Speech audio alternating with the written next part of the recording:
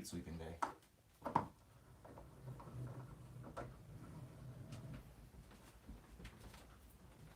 Hmm. Wow, why do I feel so light today? Good morning. Oh my goodness. How is there already so much stuff in the chat? Good morning, Cyber. Good morning, Curatown. Good morning, Easy Dora. Oh man. This is an expression in English, more or less. Yeah. Okay. Welcome, everyone.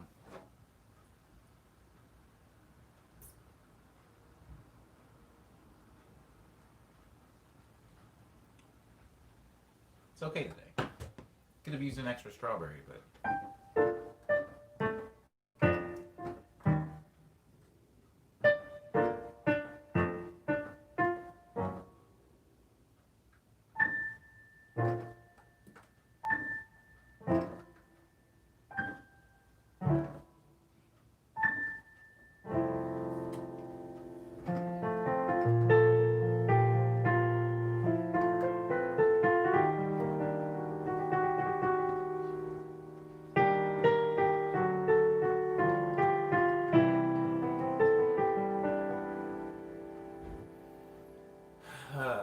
Okay. Starting with... I'm not going to start with Spring Street today. I'm starting with Clover Salad again.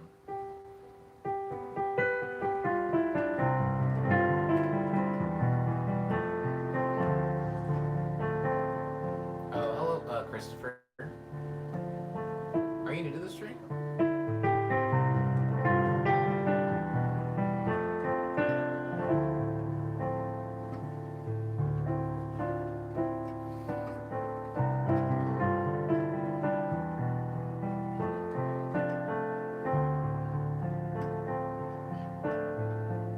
Good morning, Emily Reggie. Whoa, I remember Emily.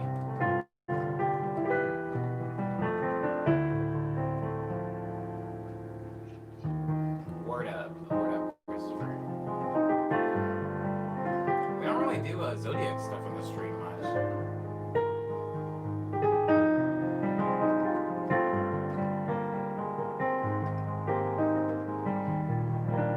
Lo-fi chibi vibes. Chibi vibes.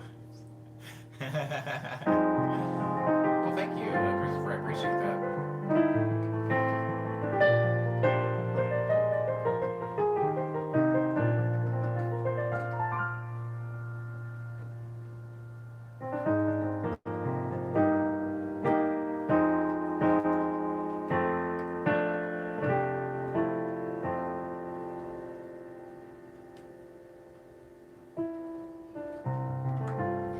Oh, album covers. Oh, you're talking about my really old music, Christopher. Oh, you're talking about like stuff from like 5 years ago. Word up. I mean, I guess that used to be my vibe. Not so much anymore, but I'm glad that you went back and listened to the old stuff. That's dope.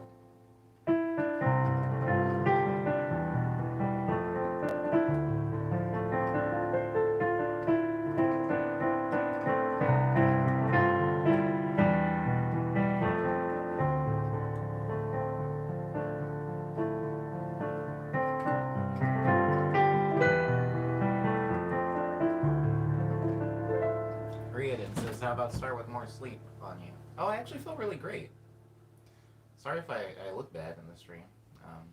No, this is just the way I look. This is just the way I look. I'm actually not tired.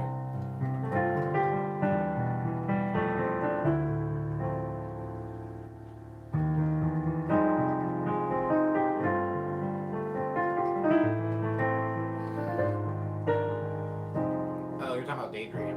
Still 3 years ago. So Daydream's 3 years old. Not so much recent, but I'm glad that you're listening to the older stuff.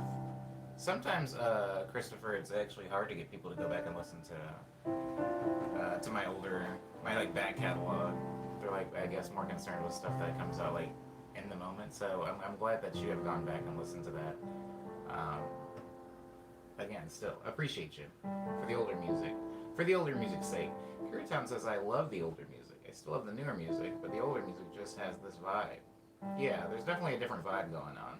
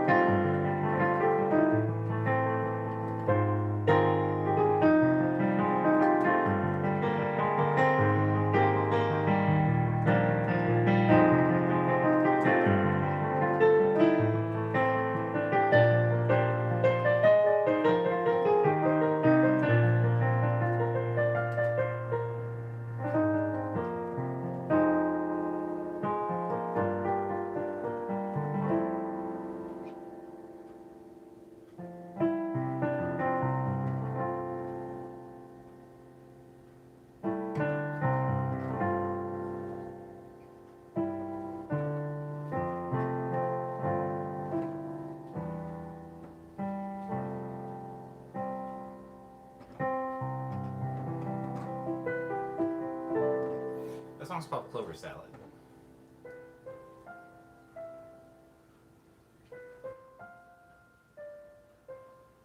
What's up, Mom Town?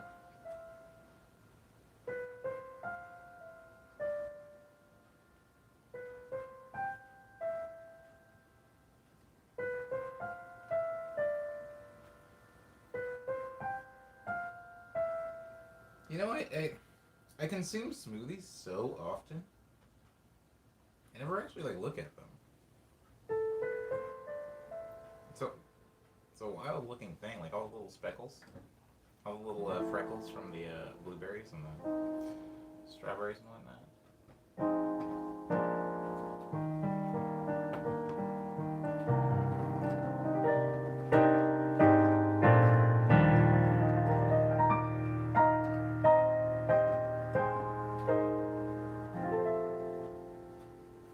When you talking about this, smoothie speckles.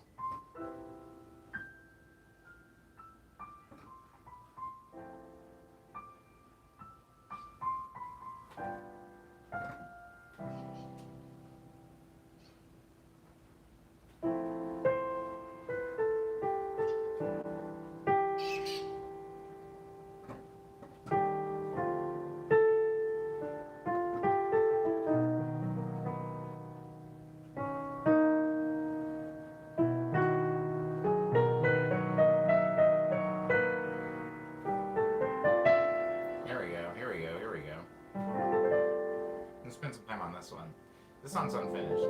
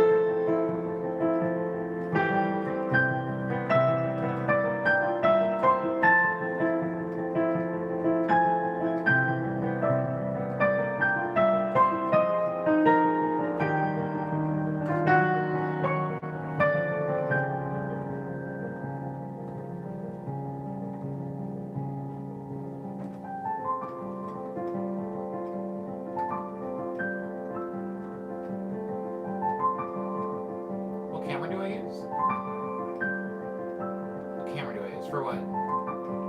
For what, Mocktown?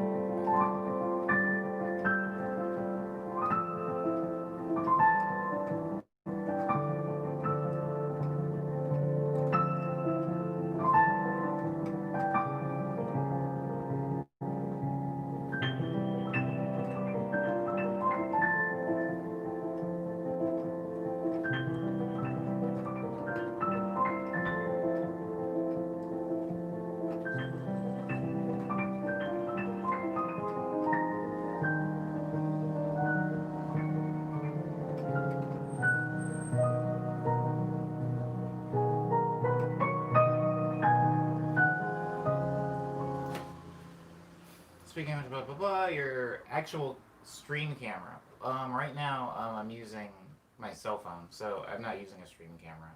I'm using a phone. The Monday through Thursday streams are done on my phone, and then Friday streams are done on a couple of webcams. Hmm. Hold on. Hmm.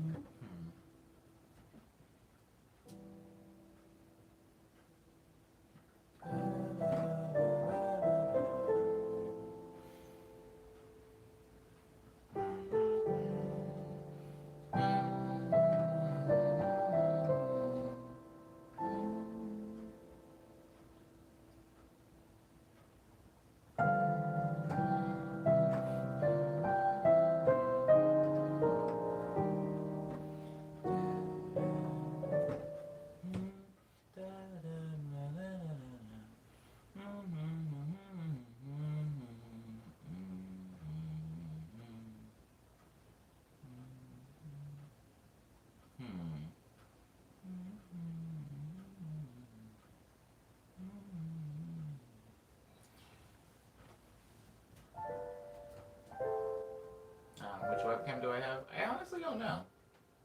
It was like the cheapest one off of Amazon Prime.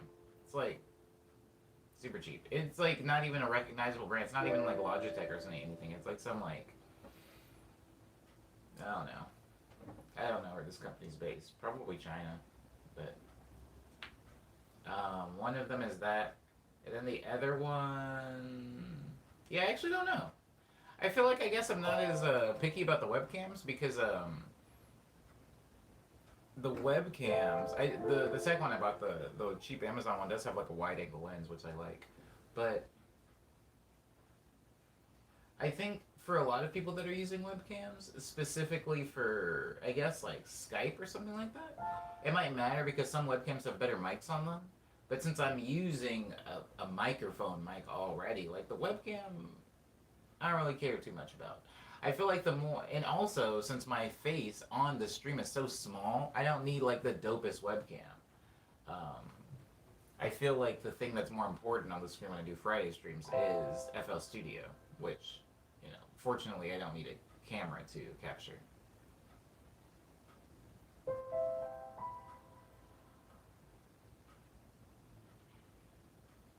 Hmm. Mobtown. Everything about the everything about updating. This would not be the piano to go to because they don't make these anymore.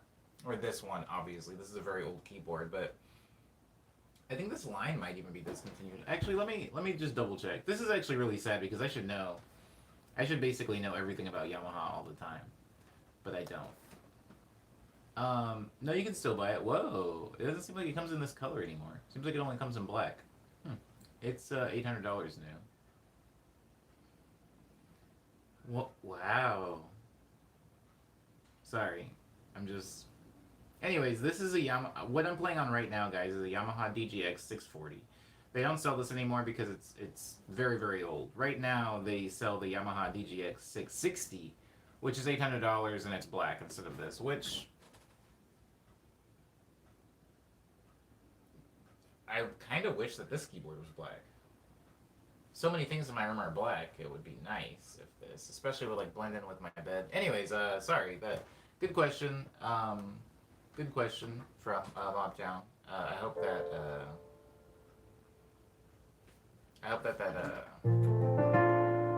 helped in some way. Are Raiden says, what do you call your studio? My bedroom, I guess. Call it home. I have an Oasis V. Oh, 61, which seems pretty basic. Oh. Hey, but I haven't seen one of those in a very long time. Alesis is something. I used to have a lot of Alesis. I used to have an Alesis Micron, actually. I ended up selling it. Did I sell it or did I just throw it in the garbage? I think I might have thrown it in the garbage can. Bad on my part, but I was in a place.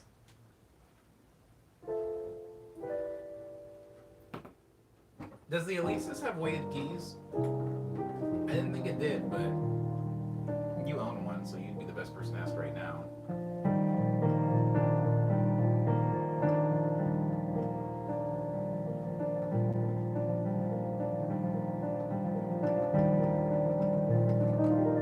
Something interesting about studios, since Raiden brought up studios, is like, yeah, my studio's in my bedroom, and I think a lot of people's like dream is to get their studio out of their bedroom, like to have an actual off-site studio, one that's not in their home, or at least in a separate room in their home. And I think if I take my studio outside of my room, I think I just don't. I think I'm just not in my room at all ever. And I think my room has to be way smaller. Like I was actually thinking about that yesterday. Even though you guys haven't been in my room, I didn't know weighted keys were a thing. How do I tell? Oh, you'd be able to tell. They're probably not weighted. Weighted keys are like, I don't really want to pick up the camera and show you angles, but there will be no, like, you can't, like, reach your fingers underneath the keys, if that makes sense. Like, there's no, like, lip to the keys. Like, they're solid, like an actual piano. And they're hard to press down. Like, they have, like, a sensitivity to them. So that, there's, like, resistance, like there would be on an actual piano, to simulate the weight of a hammer having to come up and hit the strings. And obviously, like, you probably have velocity-sensitive keys, which means that if you hit a note really, really slowly, it's quiet versus hitting it really fast, and it becomes loud. But weighted keys in cooperation with velocity-sensitive keys, like, better emulate the feel of an actual piano. And these are only semi-weighted, you know, but it's something. It's something. They also don't immediately pop back up. Yeah, Jesse, so there's that. They don't immediately come back up, like Jesse says. Because instead of there just being a simple spring system, there's a slightly more complex spring-driven system. Again, to simulate the feel of an actual piano. They kind of like pop back up and they do this bounce. For a second, I think Dar was talking about it in the stream, Ava. Where like, if I play like that, I don't know how well you can see it, but like the strings kind of have this weird like bounce, like this jiggle, and it's because of the that's how a hammer would act. If the hammer's hitting the strings, it would kind of like bounce like that. Anyways, emulation, right? Emulation of analog, jiggle physics, baby.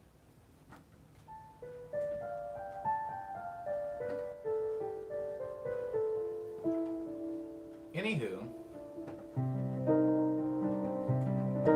as I was saying, I think a lot of people's like dream is to get their art studio outside of their bedroom. But something I was thinking about, not yesterday, it was like last week, is I was looking at my room, and I'm like, if my studio is not in here, this room is too big. A lot of you guys haven't been in my room, but you have a general feel of the space from videos and streams and stuff like that, where you can kind of tell, like, okay, the bed, there's a bed here up against this corner.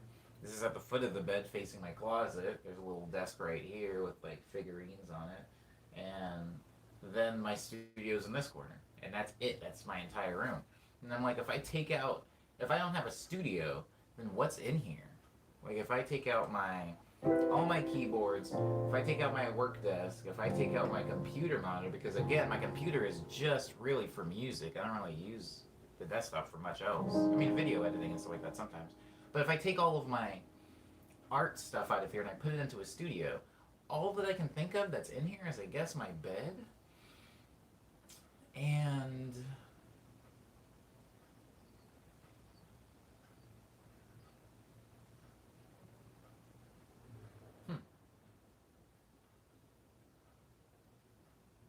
Um, I guess, I guess weights and stuff, but hmm. Yeah. It's really interesting. I definitely don't spend much time in here, if that's the case. Okay. Dark called it jiggle physics. That is really funny. Yeah, everybody liked the video. I would appreciate that.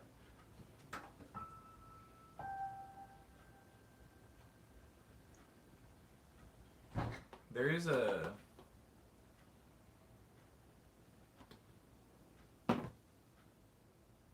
the like ba-na-na-na-na, ba-na-na-na-na-na, ba-na-na-na-na-na.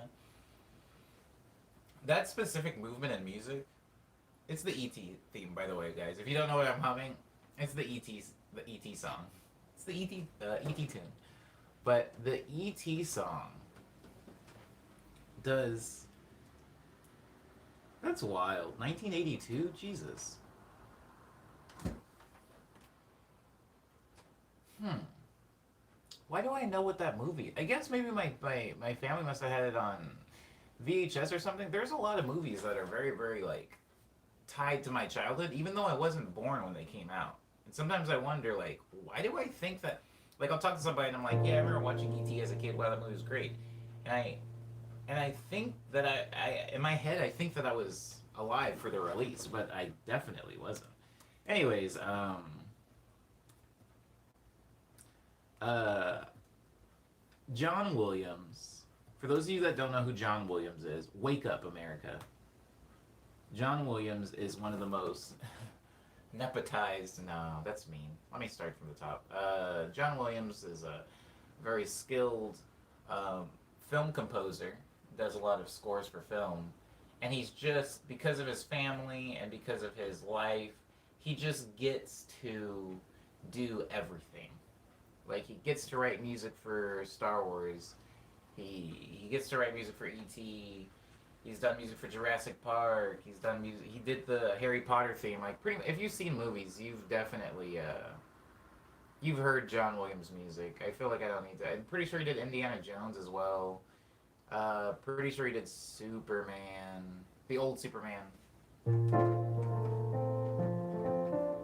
Not 100% on the Superman thing, but I'm like 90% sure that he did Superman. So if I happen to be wrong on that, I stand to be corrected on that. Anywho, John Williams, if you listen to his composing, his scores, you kind of hear it, you get it, kind of like Danny Elfman. Or for those of you that don't listen to film scores or care about soundtracks, it's like if you hear a couple of tracks produced by Pharrell, you kind of get a sense of what Pharrell production sounds like. Um, so I John Bill is good music, man. Yeah, so I know what Homie sounds like, and to be fair, a lot of his themes very good. A lot of his themes are very functional and don't particularly interest me. I think they're all very good, but not interesting. But there's two specifically. The theme to E.T.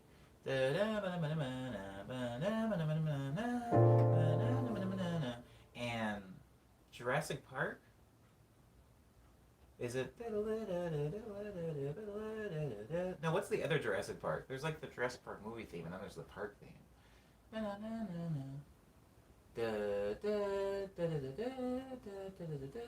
No, what is that? That's Star Wars. Dang it. Hold on. All of his themes sound the same to me, but wait, what is it? Oh, Jurassic Park. Do dee dee dee dee. That is Star Wars. That is Star Wars. Come on, baby, lay it on me. Whoa, I wonder if this stream will get flagged for picking up the Jurassic Park theme.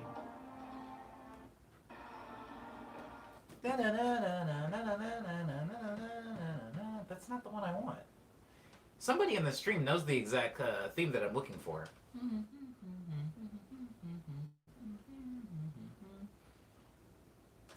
Somebody in the stream knows it, and it's probably frustrating though. I'm sorry, I'll find it. Um, I'm glad someone else still thinks all his music sounds really similar, almost the same. Says Curious Out. Of course, not literally the same, but I know it's Jurassic Park, but there's two themes in Jurassic Park. There's that one, na na na na, that I don't like as much, and then there's this other one that's not that.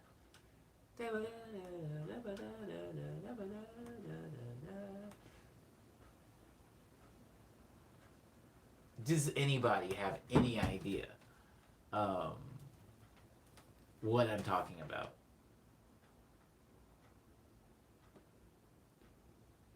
Oh, I'm about to lose my freaking mind, guys. No, that's not it. That's not the one. Please, for the love of God, tell me somebody knows what I'm talking about. No, because they all sound the same, says Liana. Okay. Alright. I walked right into that one, but it's not that one. It's not the one that the internet and everybody in the stream thinks it is. Hold on.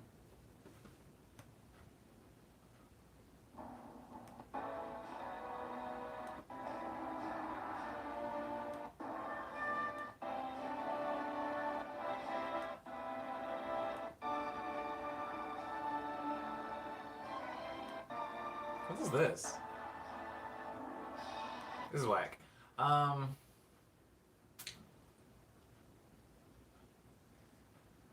What the heck, bro? I've been forsaken. Oh, it's not that. It's not that. Anywho, maybe I'll be able to.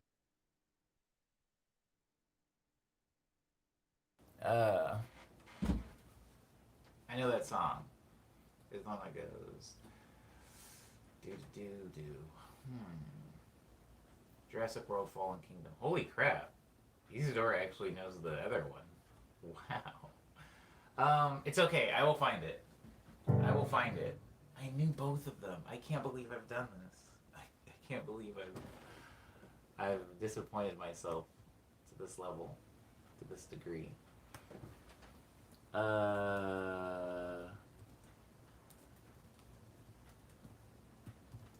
Oh, you know what's really funny is I think about this a lot. My friend Dusty would always have this joke where I would say, "What's the Jurassic Park theme?" And he would start singing, not the one that I'm humming right now. He would start humming the one I'm looking for. Two major melodic ideas can be heard in the score. I don't care. Oh! Hold on. No, that's not it. Hold on. I'm so sorry, everybody. I am I'm very sorry.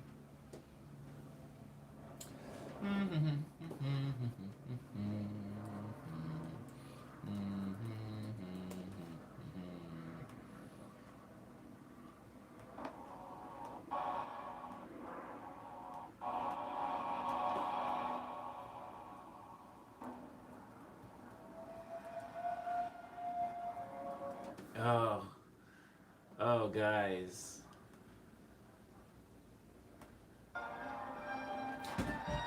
This one! Oh my god!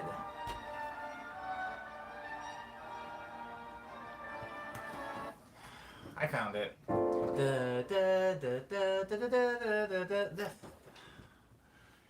Okay. Thank you. Good morning, Mad Cat. Oh. Oh my god. Isidore was right. Now I can see it in the Taz. Bum, bum, bum, bum, bum, bum, bum, bum, bum, bum. Oh. That is the Jurassic Park theme to me. And I haven't seen Jurassic Park in a really long time, so I don't know where these go. Because I know the Jurassic Park movie theme is the but I don't like that one. The one that I like is the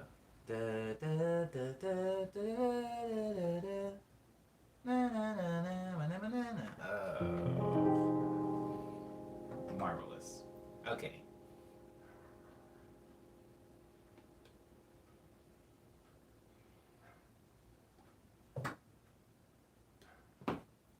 I didn't know there was other themes than that one, so I was confused. Word up. It's valid. It's valid, babe. That is what I'm humming now. The one that I like is a Jurassic Park theme, but there are several. There are multiple themes. So, and one of them is more popular. So the reason that I like the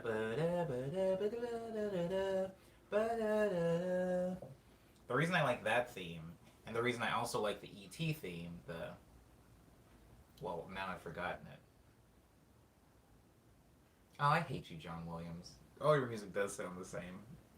Anywho, the reason I like those two themes is because they do something that's very interesting to me, where they'll repeat the same few notes, the same melody, but it gradually like shifts like what I'm going to be perceiving as key. I don't know enough about music theory to actually know if the key is changing in the song, but there will be a note that's hit that sounds tasty to me, like a spicy note. In the Jurassic Park theme that I like, it's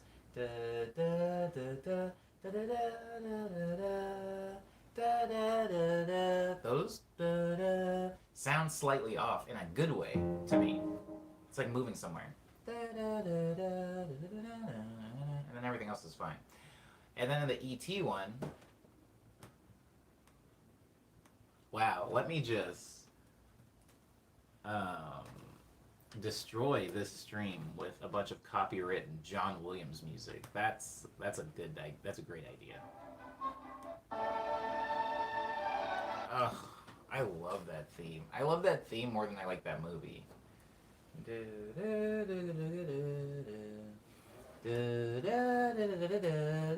See how it moves like several keys up? I love that. That is like my whole, like when I take this song and I end up moving it here.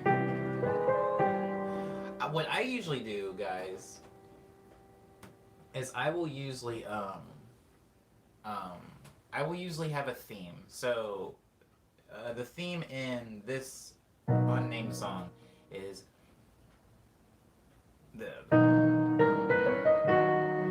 it's really simply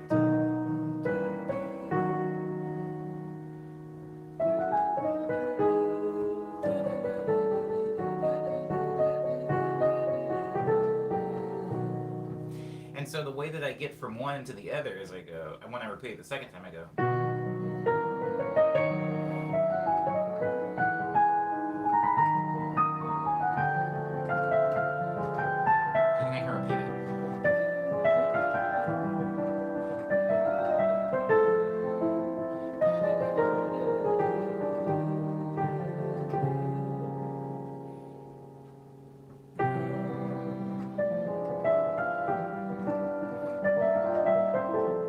which is, again, mirrors this.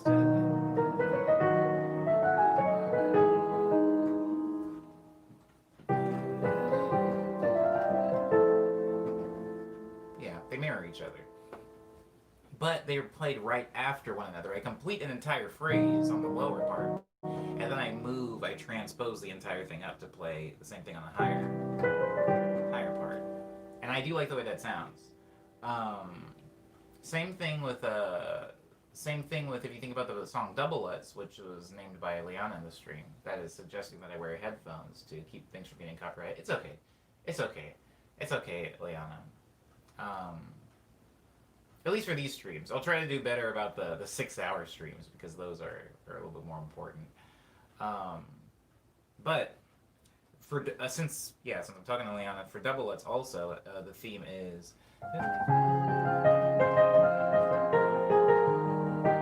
that's kind of where it starts.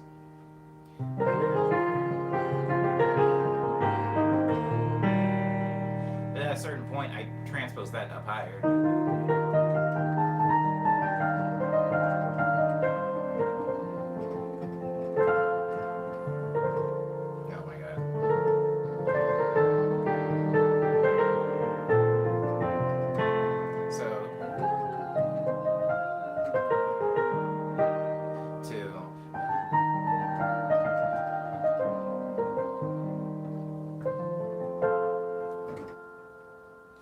again, even in that song, I completed a phrase completely before I move it up higher.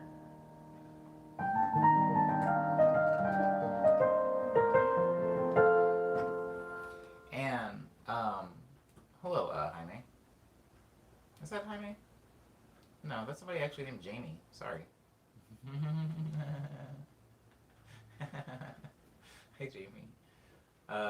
Welcome to the stream. I'm talking about themes right now. So moving a theme up or down is something that I have done in songs. I'm trying to do a lot more.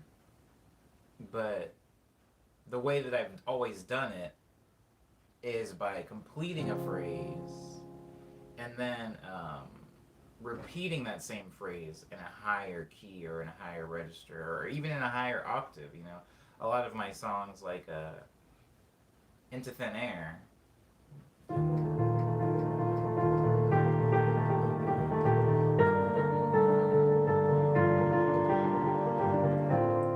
That's repeated at a separate octave later in the song when I go up here.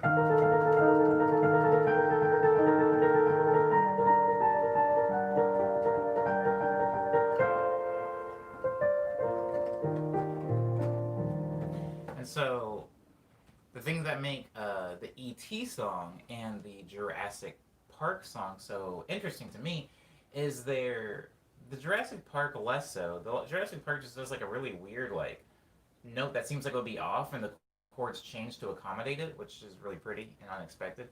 The E.T. one specifically though does this really cool thing in the melody where it changes the key several times throughout the melody, and it does something that's actually happened in like classical music far before John Williams was born, far before the E.T. movie existed.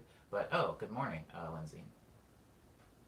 It's something that's been happening for decades, you know, decades, centuries. But the first example I had of it where I was actually paying attention was E.T. because E.T. was the soundtrack or the theme to a movie. And for me as a kid, a lot of the times that I was able to actually consume music wasn't just by sitting in front of a stereo or a radio and listening to music. It was usually music paired with visuals, you know, movie soundtracks, video game soundtracks, TV show soundtracks, stuff like that. And so hearing that in E.T., as somebody who didn't really listen to classical music, there wasn't classical music playing in the speakers in my home, nor was there jazz or anything like that. So like hearing weird musical concepts, even though I didn't have a lot of the vocabulary and understanding of them, was coming from, you know, movies. And E.T. was the first time in my memory that I can remember hearing something like that.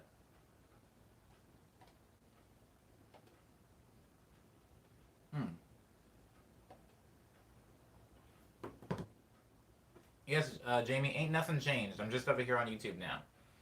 And this is the 188th time. At least that's what the title of this video would imply.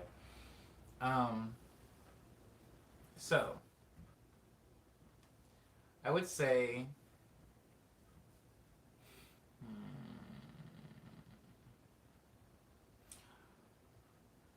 right, the keyboard sound. I'll go to the keyboard sound before. That's a good way for me to just book in this point. I'm gonna book in this point by saying what I usually do when I'm moving around in keys to get this cool like weird wonky sound is I'll do it really quickly. For example, Love Letters does this. No, it doesn't. 7/8 Downtown does this.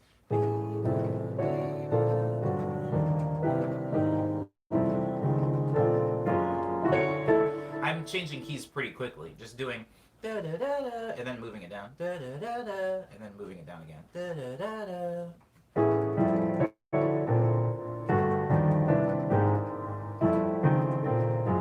And then capping here.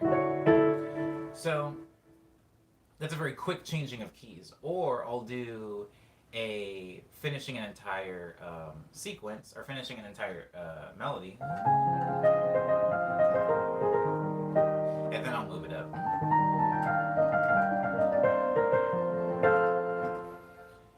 But what I want to try to do in my arrangements is something a little bit grayer, something where I'm like playing a melody, and as the melody's being played with the chords, I have like little transpositions where I'm moving the piece of music to a higher key or to a lower key, but I'm able to do that by putting in notes from the melody to kind of guide it there. So there's a bridge.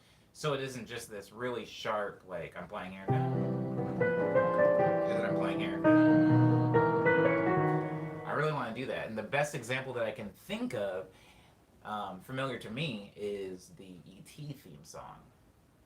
Now, this is the 188th string, which means I'm going to play the 188th sound on the keyboard, which is a marimba, which I didn't know was a thing.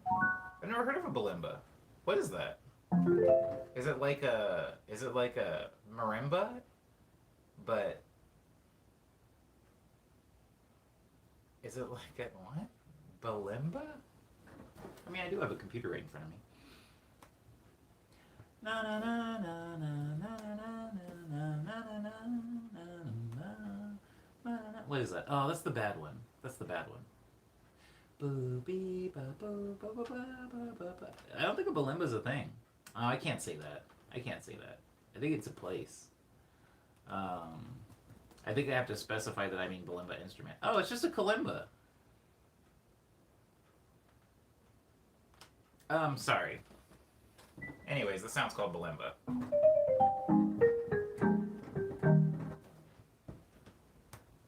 It's really easy to make stuff sound.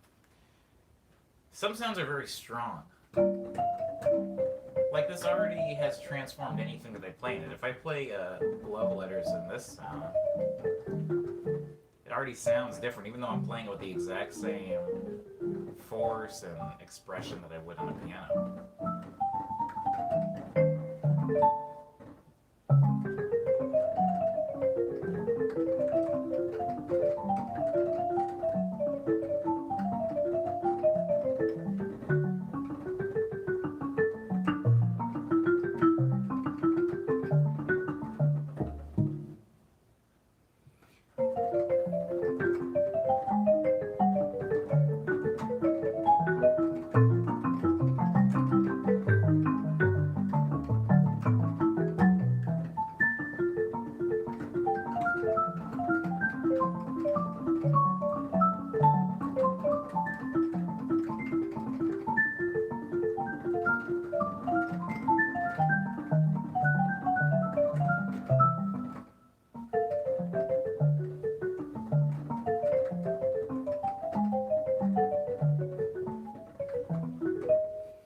I bet the higher notes would sound better, says Mad Cat. Oh, it sounds like nothing. That's what they sound like. Sounds like it would be malleted instrument, which is why there isn't much decay. Very good, astute analysis of sound 188.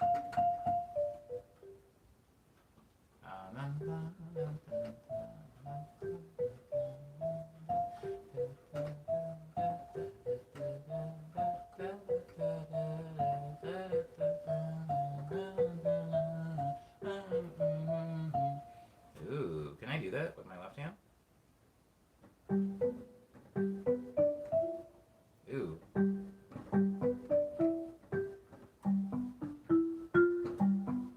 Oh, my left hand sucks.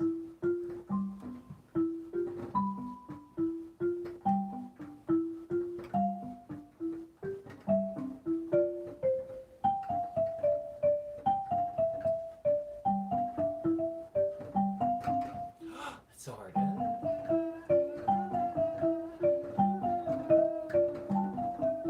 Ooh, but I do really like the way that sounds.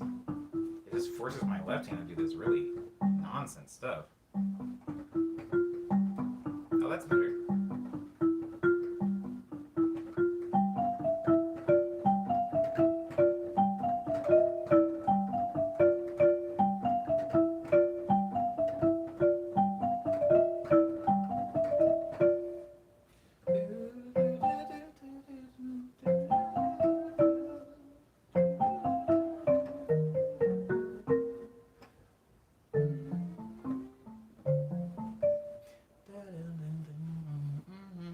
I'm hearing so many things that I can't do. Okay, Crash Bandicoot says Motown. Oh yeah, Crash Bandicoot had a lot of marimba sounds in it. Lots of marimba in Crash Bandicoot.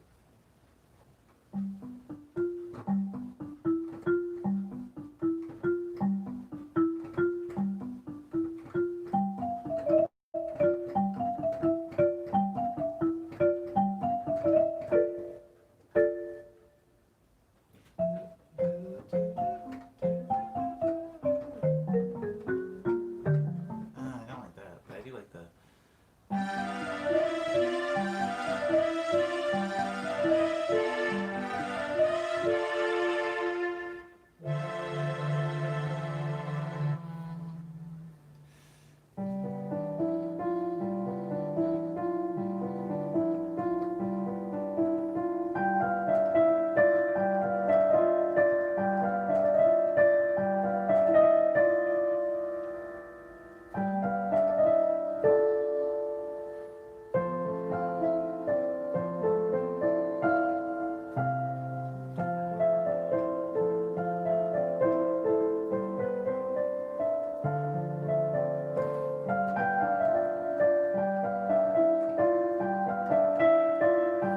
I'm hearing something. I'm hearing something there, and I'm gonna forget it, and that's gonna be sad.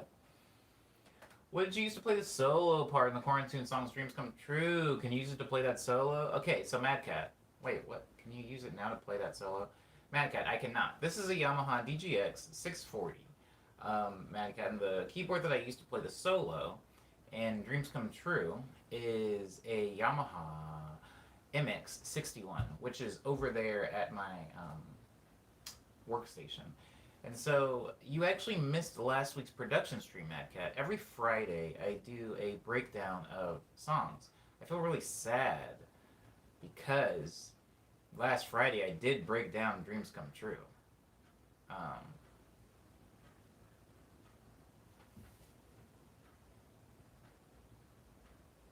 I also broke down something else. I broke down I'm Not Dead. No, I broke down I'm Not Dead. Anywho, wait.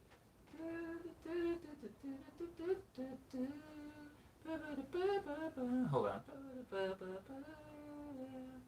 No, I did not use an MX61. Sorry, I am thinking of I'm Not Dead. I used a Microkorg S to play the solo in that song. So, Mad Cat, if you want to hear specific stuff like that, you have to come into Friday streams. Friday streams are the production streams, and Friday streams are where I break down songs that I release. If you want to hear a song that I've released maybe in a piano version, then that's what the Monday through Thursday stream is for like medleys. But specific like production breakdown stuff, yeah, come into the Friday stream. I implore you. It's a very long stream, so it's hard to miss it, at least for a few minutes. I wish I played Crash as a kid, says Lindsay, because it seems like it would have been up my alley. It was okay. I'm not really part of Crash fam.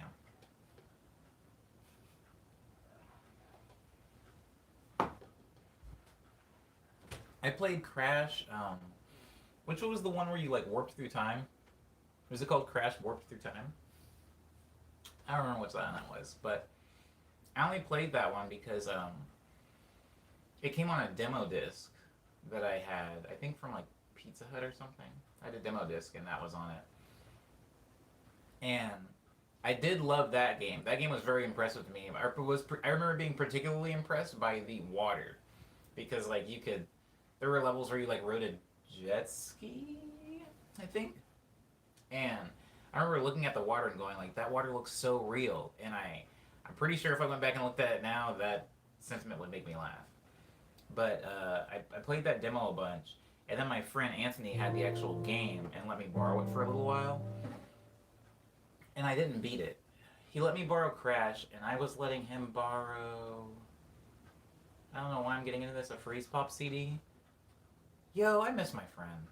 Anyways, I never beat it, but I do like Naughty Dog. I respect the heck out of that studio. Naughty Dog has. I feel like Naughty Dog hasn't made a misstep.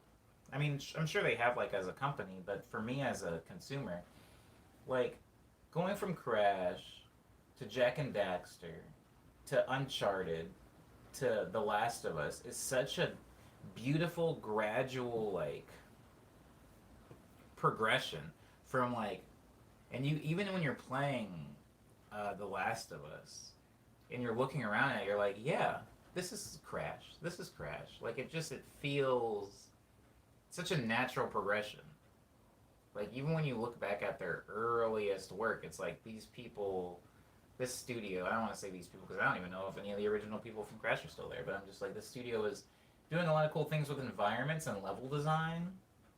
Um, and, like, all of the cool wilderness bits looked cool. And then even if you get into, like, Jack and Daxter, same thing. It's like, oh wow, these people are really good at, like, building worlds and characters and levels. Then you get to Uncharted, and it's like, wow, really cool environments, characters, and levels. Then you get to The Last of Us, and it's just this wild ride. Anyways, I think you should just play whatever you think's cool, Lynn, says Mad Cat.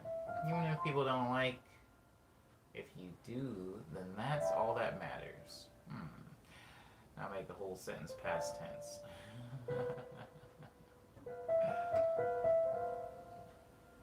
Oh man.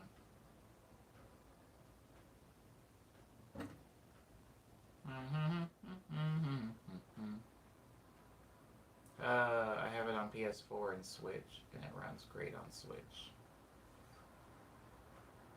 My favorite game of all time is Portal 1 and 2. Okay. Word.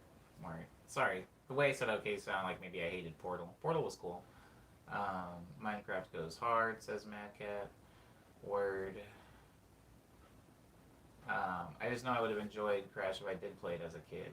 Yeah, I guess it's hard for me to say that Naughty Dog hasn't had a misstep for me because, again, I did not play all the Crash games. Maybe one of them was bad. I don't know. Umbe says Portal 1 and 2 are basically perfect games. Oh, man. Alright. Okay. Alright.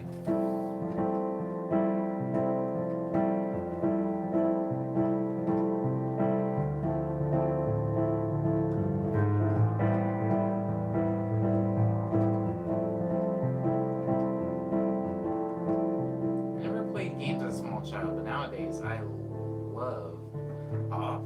Holy crap! I didn't think I was gonna hear anybody mention that game in this stream. That's hilarious. That's really funny. Shouts out to you. Shouts out to you for that. For naming a maybe lesser known one. I love Portal 2 because the dark theme, says Mobtown. Portal 2 always makes me think of Domino's Pizza.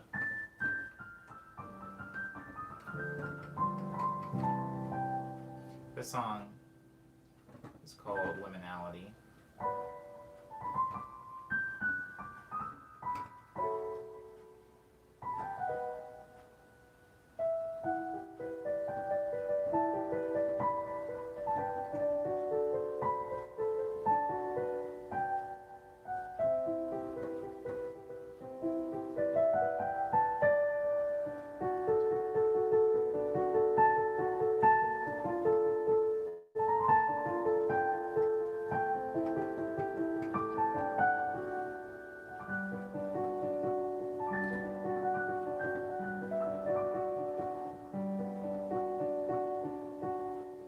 Lindsay thinks the first one was more successful at the creepy dark factor.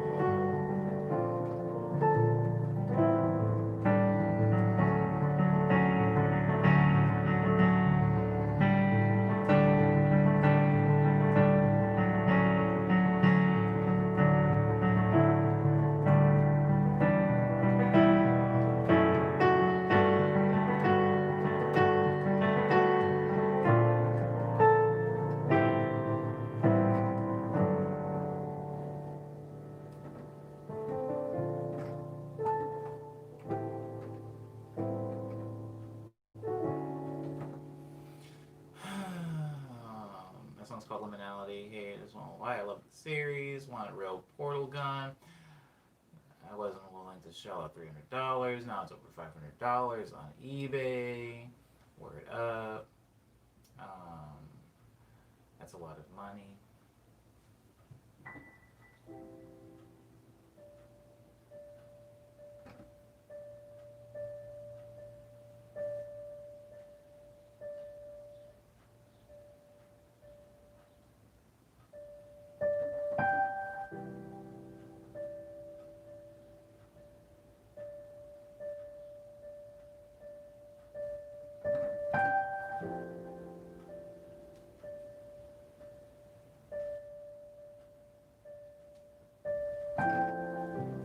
Trying to think of a game that left like a big impression on me. Like Portal seems to have on all of you guys. I'm trying to think specifically of simple games, like Portal was.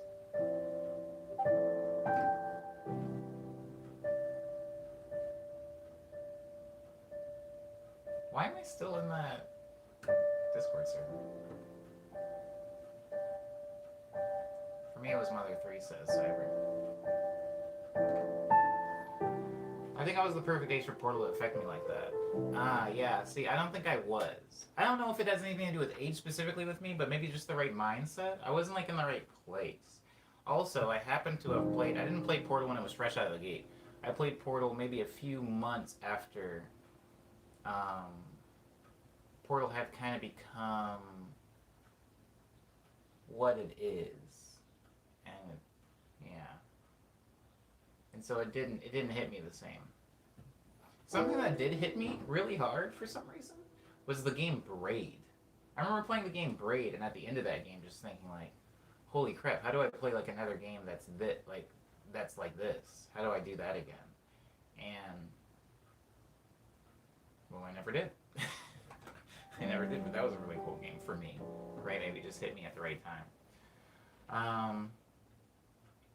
Runner-up to leaving an impression on me was the original trilogy of Phoenix Wright, mostly because even though the game is so full of funny tropes and stuff, the overarching story resolved quite nicely. Oh. You like suspense and horror, says Jesse. Have you played My Uncle Who Works for Nintendo? I have not. How you spell that? Braid. Yeah, you spelled it right, Lindsay. Braid. It's like, should be really cheap now. I remember, oh my god.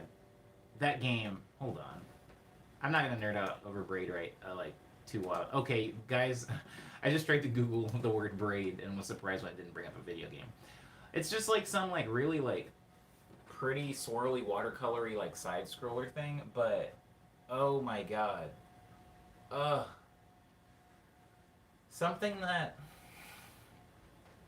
there's a specific like style of game. Portal is this way, Braid's this way, Portal's this way, Braid's this way. The game The Witness, which happens to be by the same dude that made Braid. If you ever get a chance to play The Witness, it's also that way. There's a few games where it's like very, very simple in its execution. Like it's usually like a puzzle game, like put this piece to this piece, boom, and then we open up a thing. Put this piece to this piece, boom, you open up a thing. And then sooner or later, like weird other themes that are maybe like deep or dark or weird or intriguing start coming into play, and it's like, oh, this isn't simply a puzzle game. And there are a lot of puzzle games that are like this. And I'm gonna mute this. There are a lot of puzzle games that are like this, and I happen to like those puzzle games a lot. So I feel like, oh, word up. There are a lot of puzzle games that are like that, so I happen to like those puzzle games a lot. But Braid's a big one.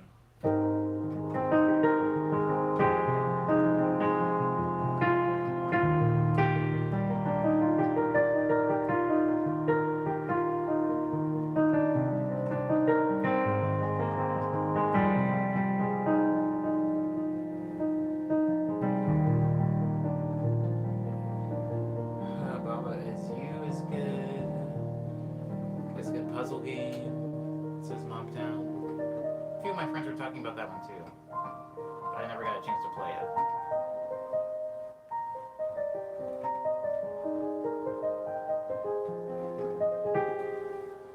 How many streams get longer every day, says Diz? All right. Okay. Do they? I mean, this isn't a particularly long one, by the way. But I hear what you're saying. I hear you loud and clear, Diz.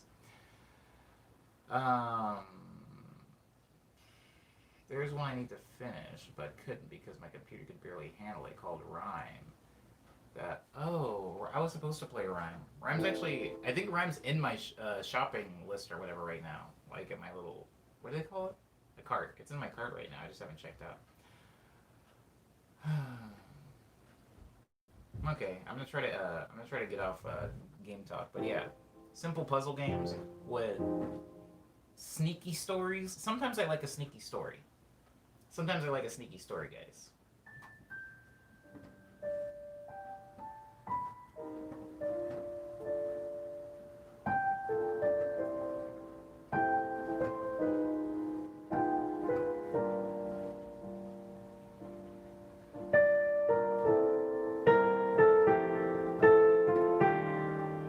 Ooh, June bugs are back.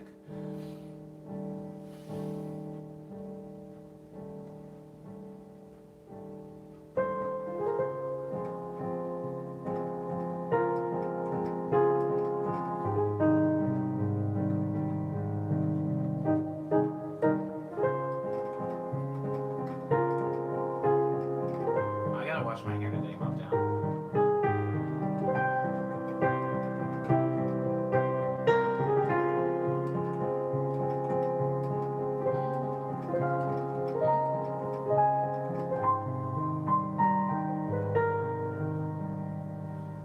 Why is Go Home June bugs? It's July so funny to me. Is that a direct Diz quote or is that from something?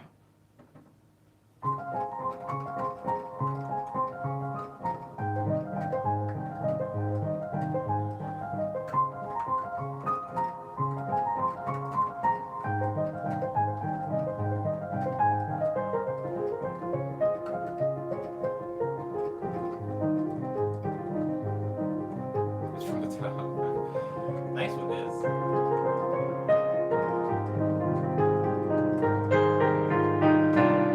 Ew. Ew. Ew. There we go.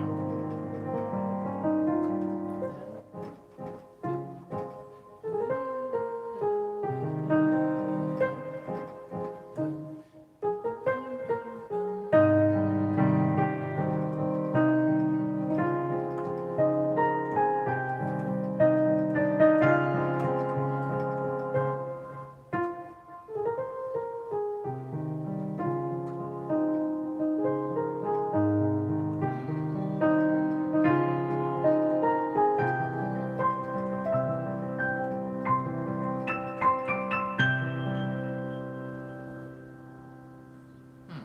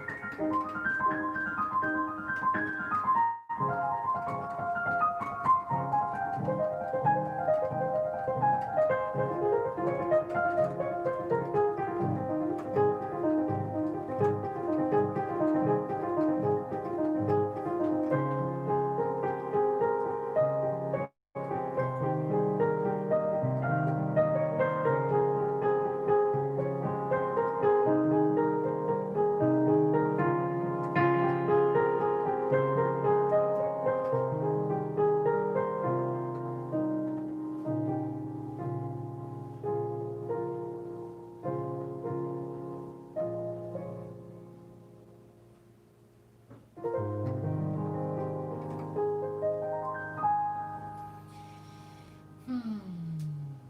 Here they brought in stink bugs to get rid of the ladybugs, and the stink bugs said, nah, and just chill with them. They homies now. Word up, Biz. They're friends now.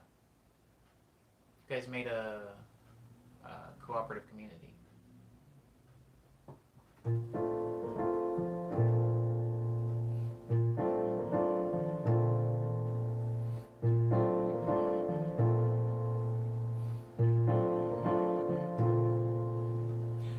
Da, ba, da, da.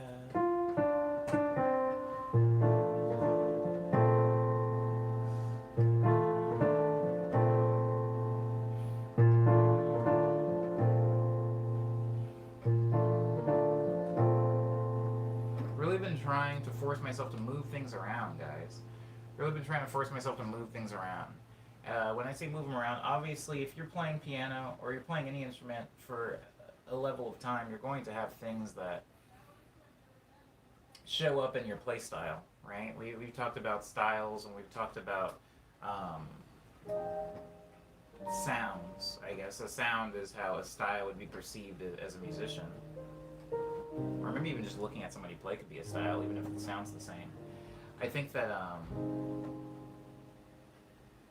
I think that there are certain chords, like we talked about in two streams ago when I was talking about improvising, how there are certain chords that find themselves in several of my songs, which in a sense makes it easier to go from one song to the other because they have a commonality. There are a few weird outliers, particularly Witchy Song. Witchy Song happens in a weird, like, a key that's common, but just not in my own works. So getting into and out of Witchy can sometimes be tricky because this chord in itself doesn't really exist in any of my other songs. Maybe in a different key it does, but in that key, that chord doesn't exist in any of my other songs, so it's hard to get into.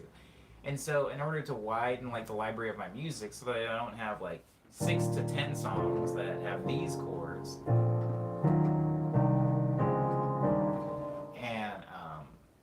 15 to 20 songs that have these chords,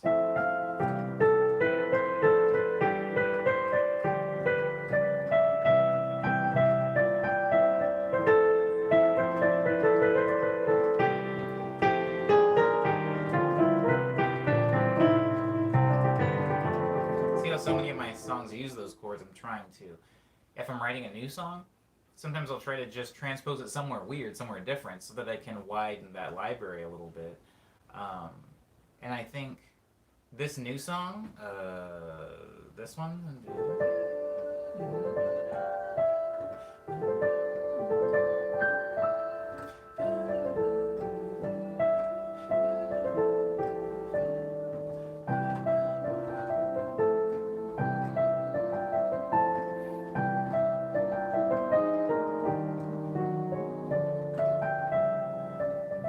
I'm trying to maybe move that to a different key before I get so married to the way it sounds there. And so, really, to do that, I do that by just getting accustomed to playing maybe the first chord and then moving it around to a place that seems new. This, I don't know.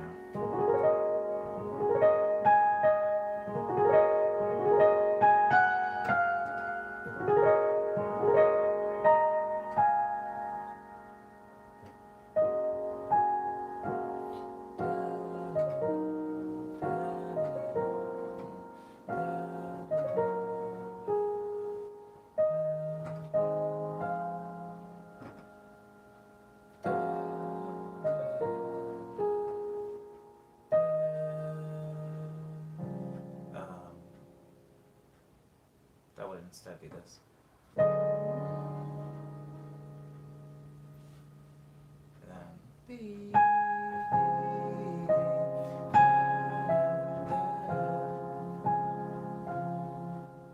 then this is where it gets hard because instead of going you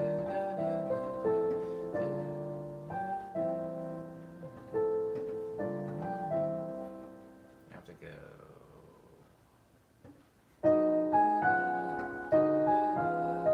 Ooh, I do kind of like that though.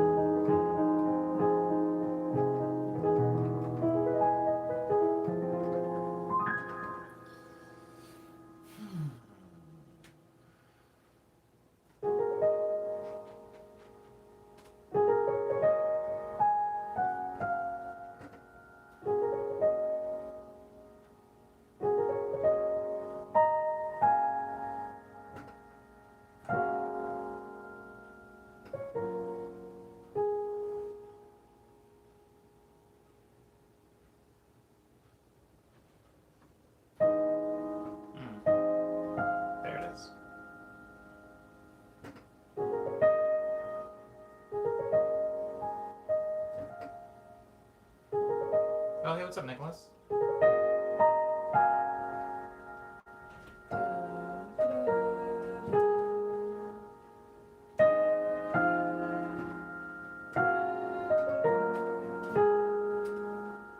Here. And then we go.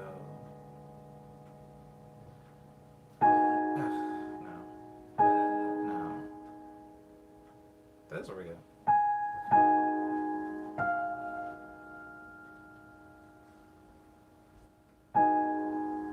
Something's not right, though.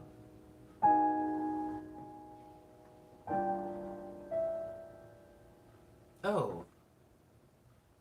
I'm supposed to be down here.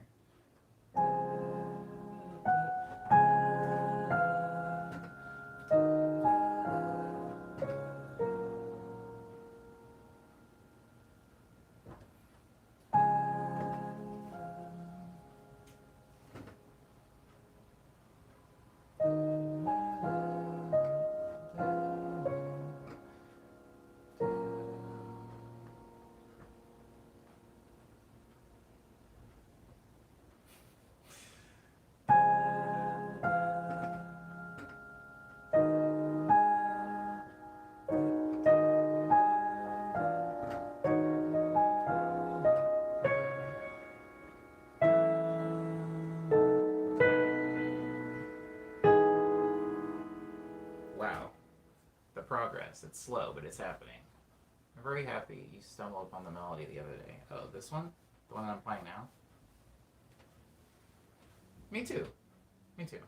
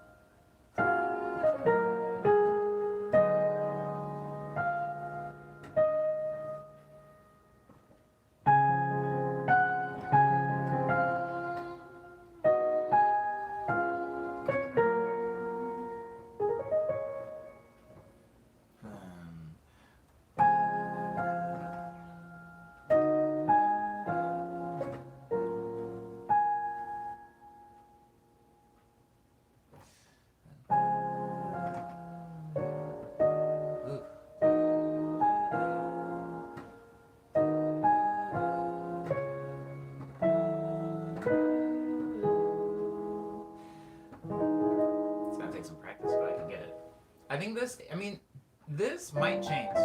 This might change.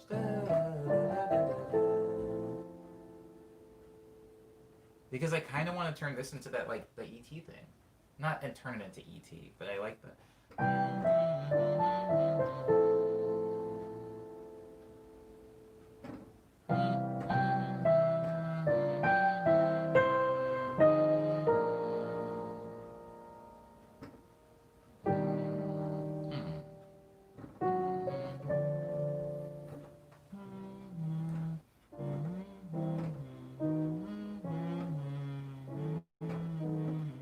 Too jazzy.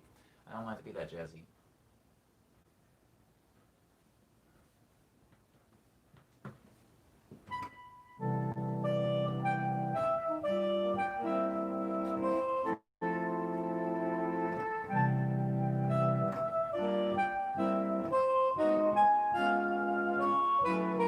Yeah, I don't want to do that, but that is the thing that I would do. Like...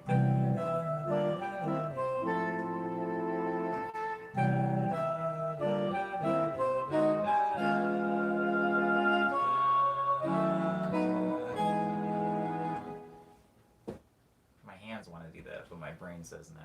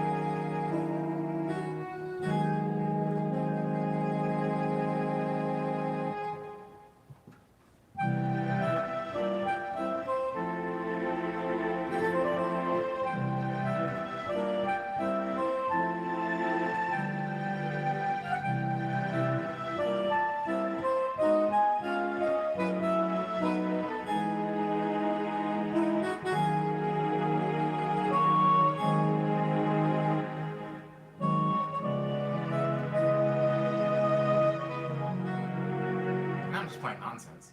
But the shift isn't quite that.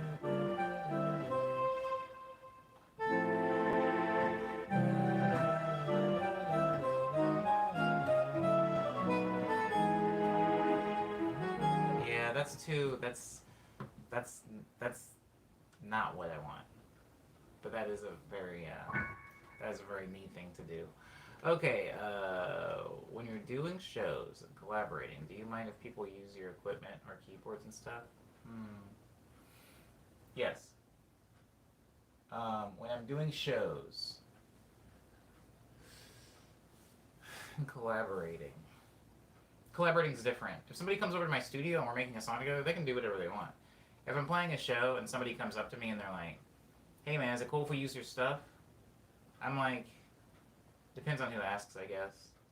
But for most people, like 8 times out of 10, I'm probably saying like, yeah, but then like not really happy with it. 2 times out of 10, I'm just saying, like I actually kind of wish you wouldn't. Like I don't really like people touching my stuff. Sorry, and I'm like being super apologetic, and I'm like, yeah, I'm really sorry. I'm weird. I know I'm weird. Like you should be able to do that, but I just don't want you to do that. I don't really like people touching my stuff in general. That's like a thing for me though. Like for example, like I bought the TV in the living room. Like I bought the TV in the living room. That TV's my TV. But even if other people move in, like it's fine if they watch it. But there are times where it's like if I want to watch something or I want to use my TV, and somebody else is like a guest or a roommate or something like that is using it, I'm not saying anything. But in my head, I'm like, that's my TV. I should be able to use my own TV. You know, I don't really like people touching my things. I think just because I'm pretty particular about how I want my things to look.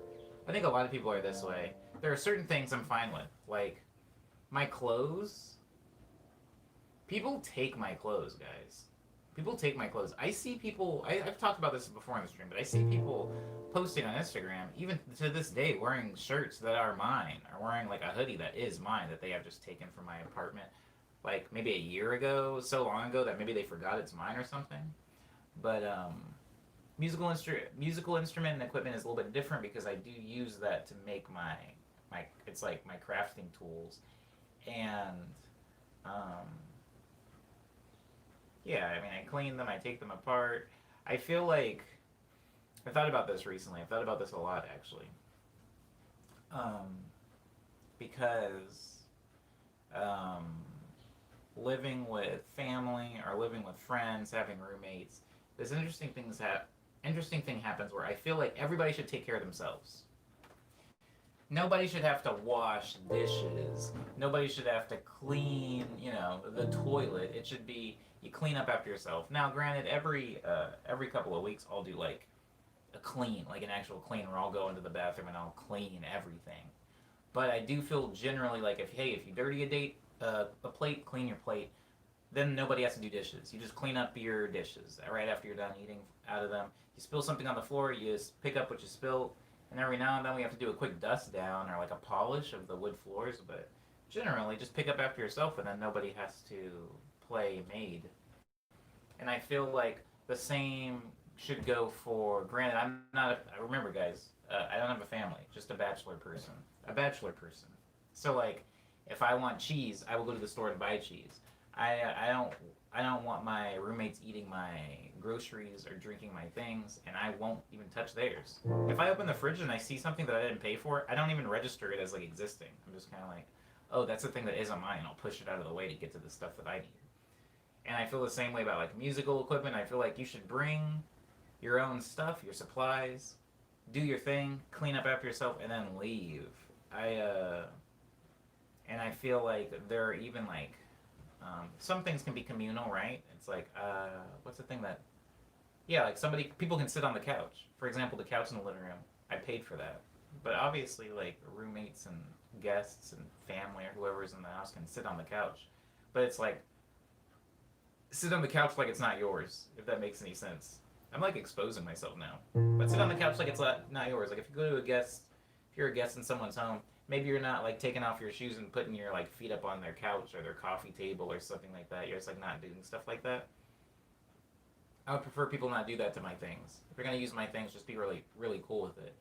And most musicians, I think that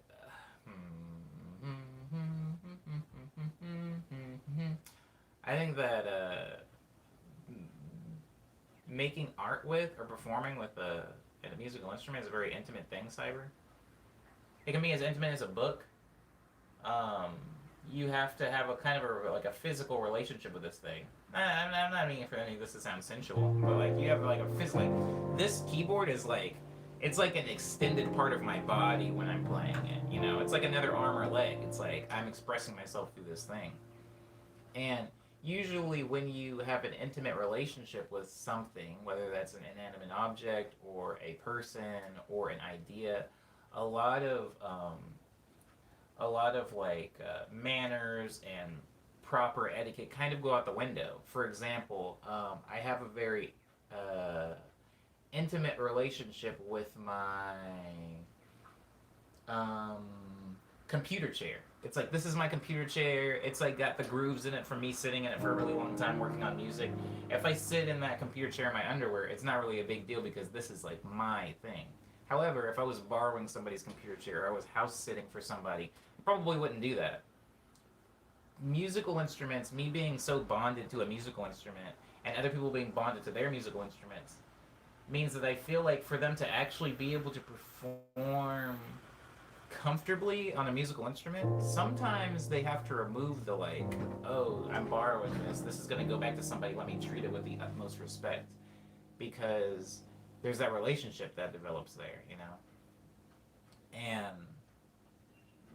And for that reason, when somebody else wants to play on my musical instruments, like maybe if they're performing like live on stage, it can be rough, you know, because somebody is like dancing around, they're wiling out like around the instrument, and it just feels weird if it's not your instrument. When it comes to things cyber like cables, for example, yeah, you can use my cable. You need to use a power supply or something like that. Yeah, that's fine. But something that they're going to be having like tactile relationship with on stage, sometimes I'm a little bit more hesitant to let somebody use or borrow my stuff. Um, Nicholas says, so bonding with your instruments is a thing. Oh, I thought so. Yeah, I mean, bonding with anything is a thing. I've bonded with game controllers. For example, for my PlayStation, I have two controllers for it. I have the black one and I have a gray one. The gray one belongs to the world. If I have guests, if my roommate wants to play the PlayStation, they use that one. The black one is the one I use. I take apart the black one every like month or so and I'll clean it out, clean out all the gunk and stuff like that, and I put it back together and I take really good care of this one controller. I like alcohol swab it and everything. And then the other controller not taken care of as much because it's not mine. I don't care about it. I mean, it is mine. I technically paid for it, but I paid for it with the intention that it would be like the guest controller. Same thing with instruments. You know, I try to take care of things because I've bonded with them. So for sure, the public domain controller, indeed, Chica Lucy. I have and I can make that compartmentalization. Um, Sometimes, if there are things where, if there are things I know other people are going to use, I will purposely partition a thing for me. Like, there is a couch in my room, but in the living room, but there's also an armchair. I bought both, but the armchair is kind of just for me. I don't want people sitting in the armchair. It's like, I feel like I'm becoming that guy. That's the dad chair. But like, I have this armchair. I want that chair for me. Everybody else can sit in the couch. Even though I purchased both of them, this is for you guys. I have a lot of mugs in my cupboard. Cupboard. Anyways, I have a lot of mugs in my cupboard, and that's for everybody. But the Oswald mugs, those are for me. I don't want to see anybody touching or drinking out of my Oswald the Lucky Rabbit mugs. And so, it's a thing. boy, West Coast. So if I invite a friend over, if you invite a friend over, says Lindsay, sorry. If you invite a friend over and they unknowingly sit in the armchair, what do you do? If I invite a friend over and maybe I'm like up doing something in the kitchen and they unknowingly sit in the armchair, I don't say anything to them. It's fine. I guess it kind of depends on how long that friend's going to be over, but if like somebody's visiting, like if a Drillix is coming over and a Drillix sits in the armchair, it's 100% okay. Like, that's fine. If somebody's going to be over every day, I'm probably going to have like a weird conversation where I'm just like, hey, just so you know, like that is kind of my chair. That's where I sit. That's the Omni chair. You can sit here though. I'll say something to them, but it's not necessarily a black and white thing. It's like a case by case thing. I don't like have a freaking meltdown if anybody touches my things, but yeah. Um, I think there are a lot of ways to avoid that conversation. Like Cyber's talking about, like usually I have all of my stuff. I don't put my stuff where other people can access it typically, and so other people don't typically ask to borrow my things. As far as musical instruments, Cyber, um,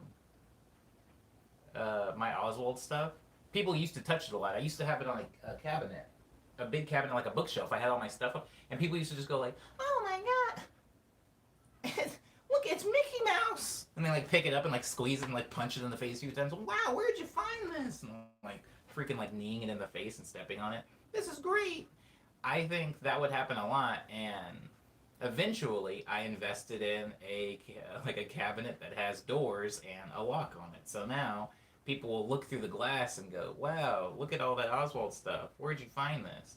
And then some particularly intrusive or mannerless heathens that I'll have in my home will even like pull at the door to try to open it, and then realize that there's a lock to it and be like, "Oh, whoa, it's locked." I'm like, "Yeah, it's locked." Um, just so you know, you're always welcome to come to my place and play on the DDR machine. Just keep your shoes on. Absolutely, Cyber. I can't play on a DDR machine with my shoes off. I don't know how people do that. Not for me, not for me. Um, hmm.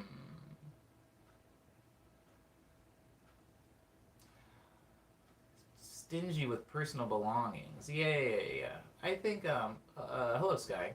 Good morning. I think being okay, hold on. I have quite a few siblings, as some of you know, so there wasn't a lot of like me things. Wasn't a lot of things that was mine. A lot of things were communal. Once I finally got old enough to get a job, then I was able to buy me things. Like I was able to buy my desktop computer, so I didn't have to use the family computer. And I was able to buy my own TV for my bedroom, so I didn't have to use the living room TV. I was able to buy my own mini fridge so that I wouldn't put my groceries in the family fridge. Just, gradual compartmentalization. And so I think that I've just kind of taken that with me in other aspects of life. Like I will share things with people, but it has to be an agreed upon sharing thing. Like you guys can use this thing of mine, go for it. But then there are the other things where if I haven't said otherwise, I would like to keep these things with nobody else using them. Um, I had a roommate once that used to use my things in the shower, like my body wash and stuff like that, and it would bother me. So instead of having like this difficult, weird conversation, I'm like, "Hey, don't use my soap, bro." I just got like a shower caddy and started like keeping my hygiene stuff in my bedroom, and then when I take a shower, I bring it out there with me. It's just easier, and compartmentalize things. Uh, Access, I guess, restricted access. But Chibi doesn't find it all nice. I mean, generosity is cool and all, but people have boundaries, dude, says Chibi Lucy. Absolutely. They keep popping up from time to time, says this guy. Oh. Oh. Like a used car. Old DDR machines. Mm-mm-mm. I'm gonna run through, I'm calling it Afterglow. Okay, so after the stream yesterday with the name Afterglow, I got on Twitter and a person who I won't name, like a friend question mark of mine, also just released a song called Afterglow, and it made me feel weird about calling that song Afterglow.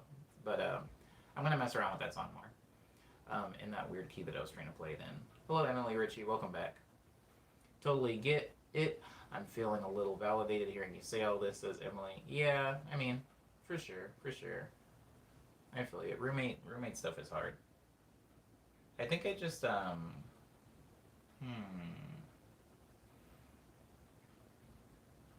like communal spaces to be clear, and I like people to not touch my stuff. But I get that. I get that that's not a thing for everybody. What unfortunate timing, says Lindsay. Hmm? Why? What happened?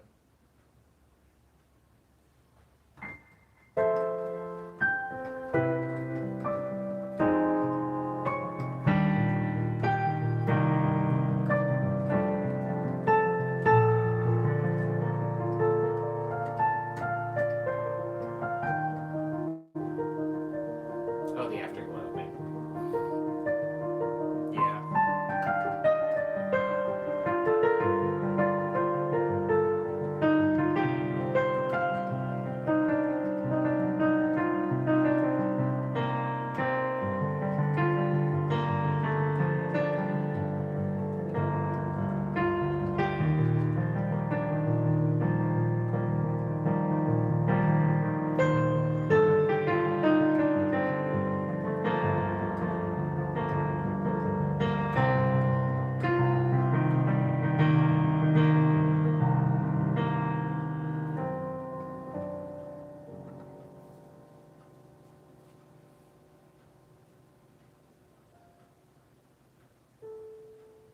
Mobtown, don't do that. I like that joke though, but don't do that. Oh, he's got wearing the Tokyo Attack shirt, which coincidentally is the name of his arcade business.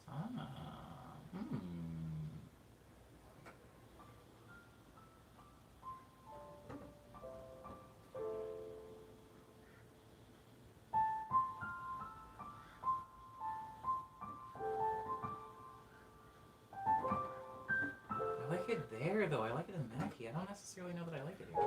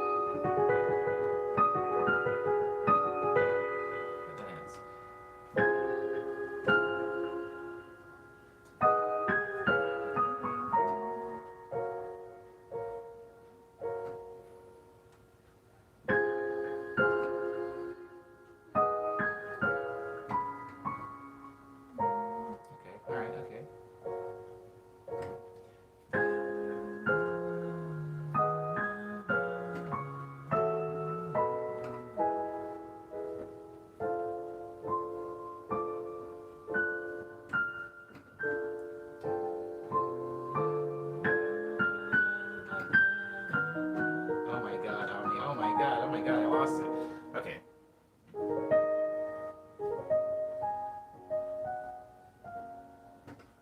Mobtown, what are you talking about?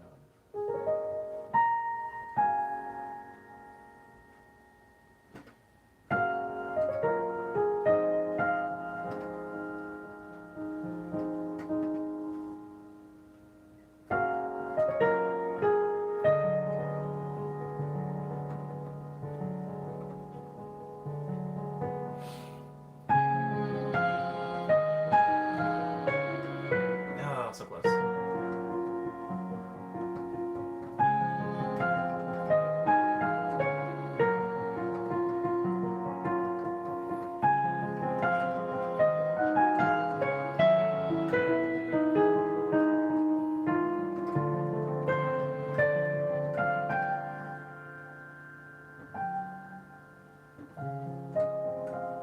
It's not that. That's not. It doesn't go there.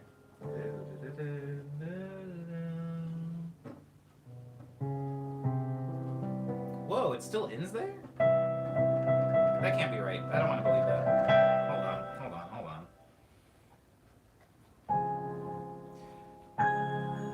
It doesn't.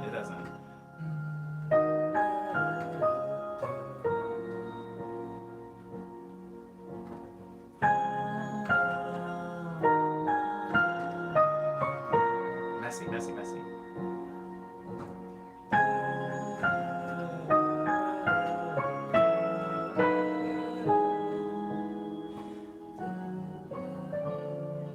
Yeah, okay, that's where it would be shifting. I'm gonna try to figure out what it is.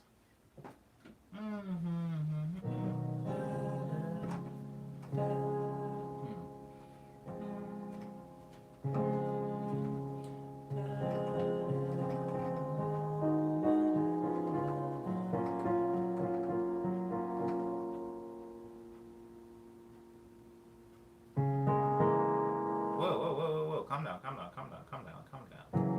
That can't be right. It is right. Oh. No, it's not. It would go up. Okay.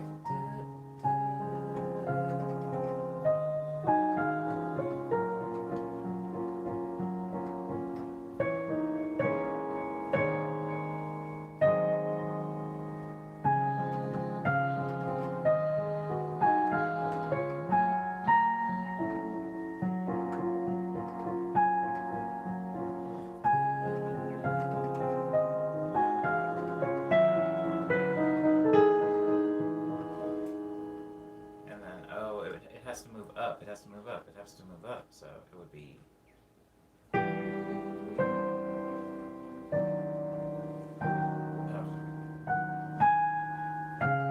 Okay, that's where I was getting lost.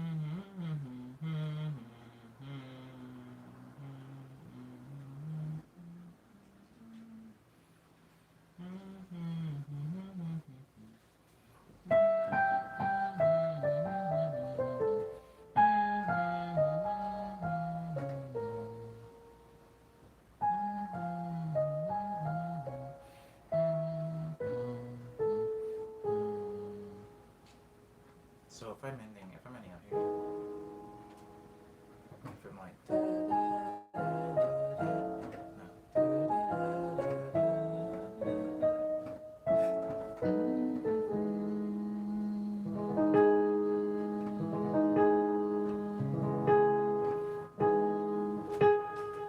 Okay. So if I'm starting here, and I'm ending up here. No, that can't be right. Can that be right? No, that. And ending here. Starting here.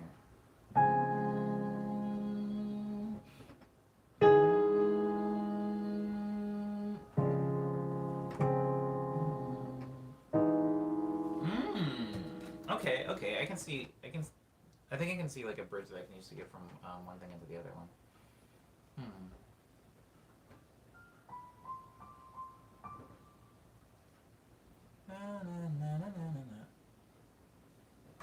Maybe.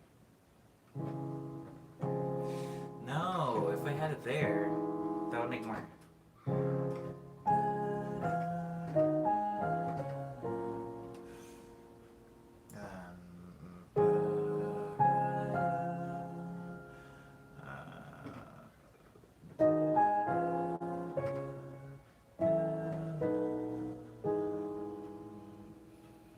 The problem is it starts high.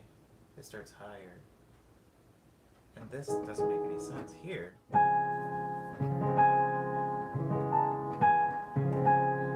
Here it makes sense because of what you're playing.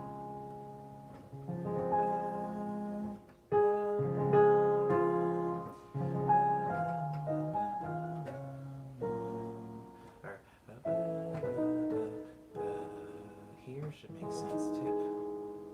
It doesn't because it should be here. Right? And then this would be. Ew, really?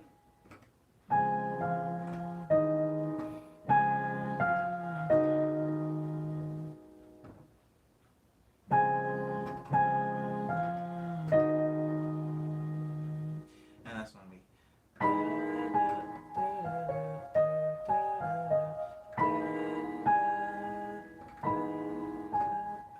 Christ, Omni. It goes up there. The second one is.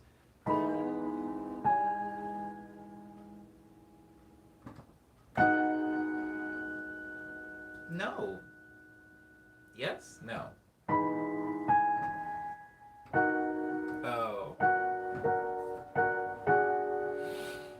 Oh, Christ. Okay. Sorry, I'm looking back at the chat now. Hi K3D91. Welcome back. Welcome back to the stream. Christ. I've been tussling and wrestling with this one melody for what feels like 5 hours now.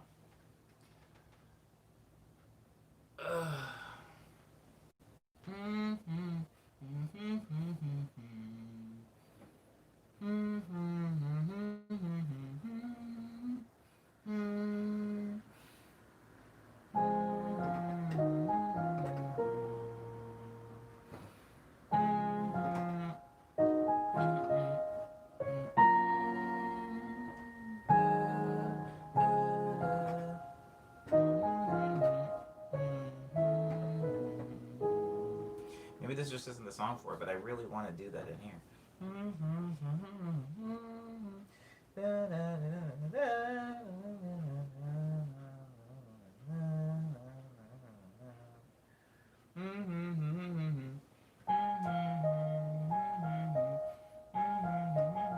Oh, I'm in it.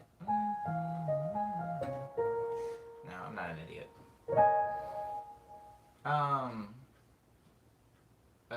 Mobtown says, Omni, you mean? What?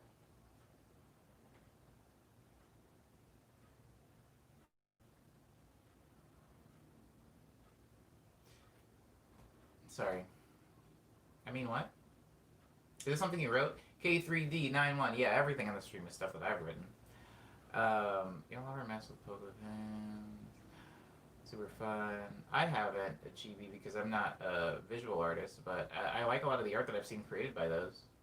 Really poppy colors. Pop, pop. Um. Da, da, da, da, da, da, da, da, da,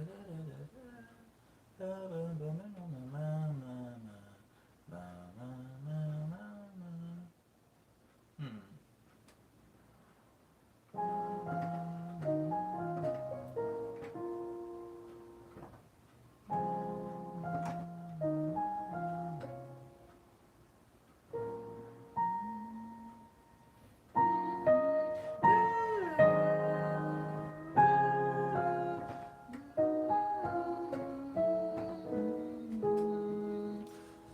That sucks because now I've played it so much that I'm getting married to that, and maybe that's not exactly where I need to be going.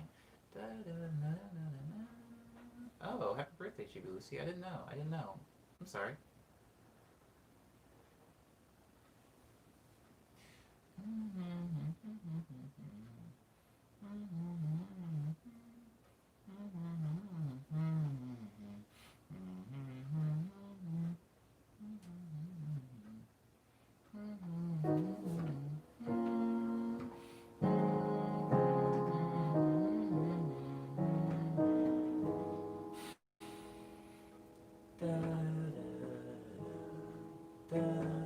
Maybe I don't do that. Maybe I go.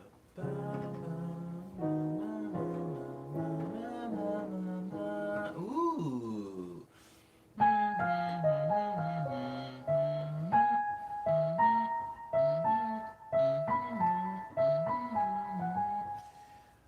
It's worth trying. Okay.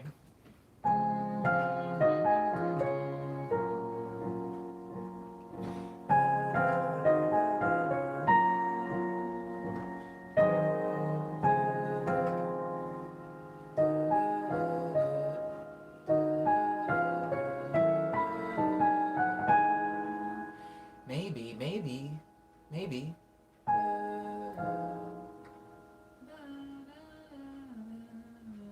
Ooh, I mean, maybe, it's not exactly what I want to do, but it's growing. I like the lower notes in that melody quite a lot. Word, I'm glad. I'm not I'm not super sure what you mean by lower notes, but do you mean Is that what you mean? The or do you mean lower notes as in the chords, like the lower notes on the register of the piano? Um.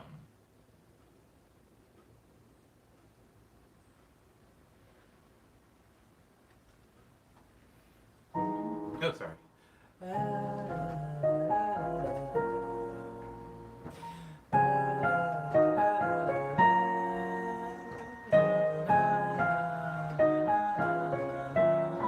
Dang it.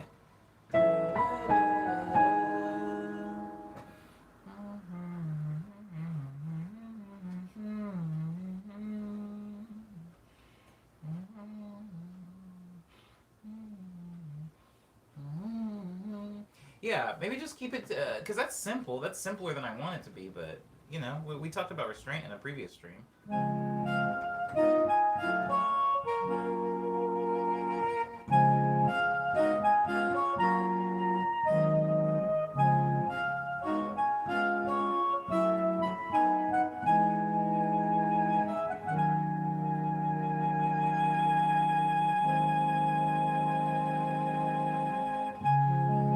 And then it loops back in on itself. Okay, that actually works. That actually works. That's a perfect loop. That's a perfect loop, baby. We did it. We did the thing. Um, Christ, what the heck? Here we go. Here we go. Here we go. Is that where it starts? No, that's not where it starts. No, it's down here.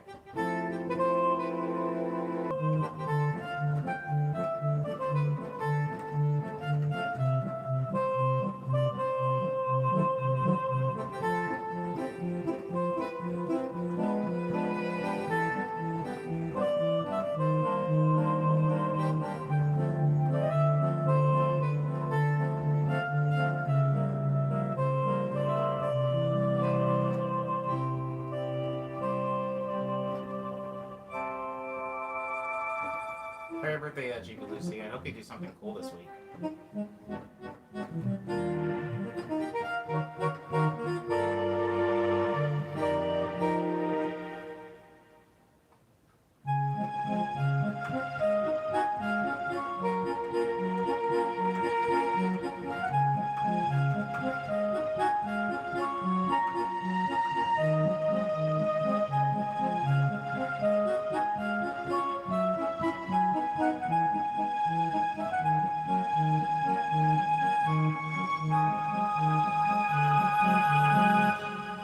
You dropped the second note.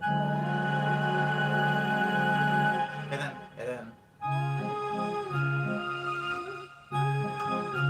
yeah. Oh, I don't know if I'm good enough at piano to do that. I don't know if I'm ready for that yet.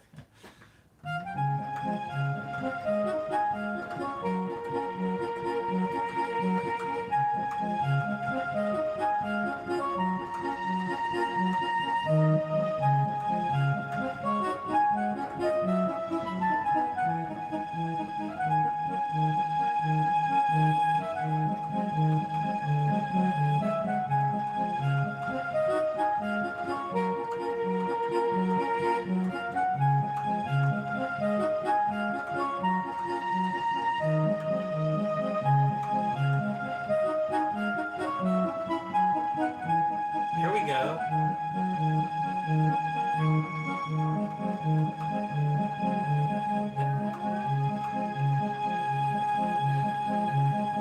And then you go up to the top.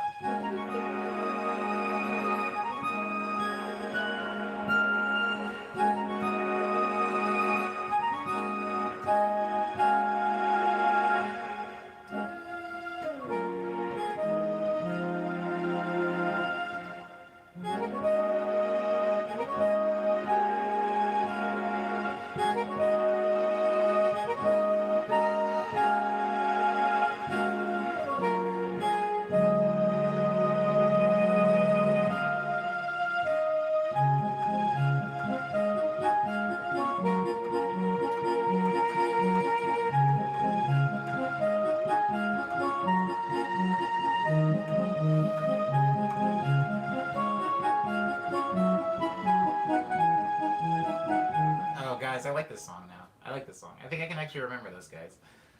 Um, it ended up being maybe more simple than I wanted it to be. I'll probably add like some kind of weird intermission where it breaks away from that main theme and then returns to it, like to end the song. But I do like that this loops in on itself.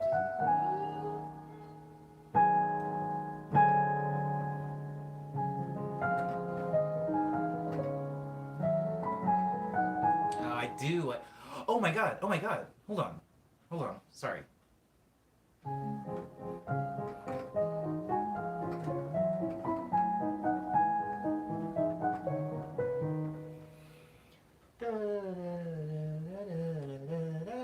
Oh, it actually is good. It is good. It is good. It is kind of the ET thing that I was trying to do. I mean, to maybe a lesser degree, but you know, restraint, right? Simplicity. I'll get there. I'll get to a point to where I can do the thing maybe fully that I'm trying to do, but this is good.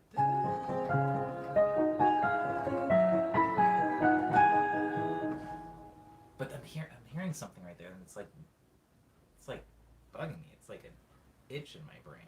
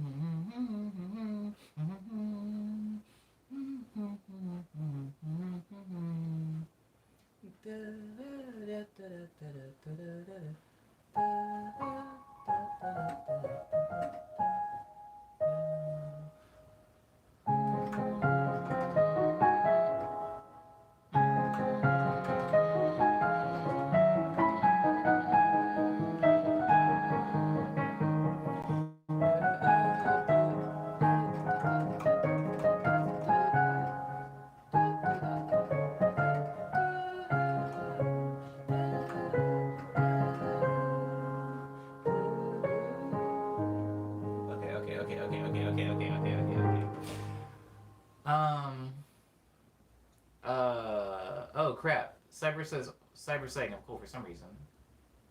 Every day we are living and dying in balance. Ah, beautiful. What a beautiful sentiment.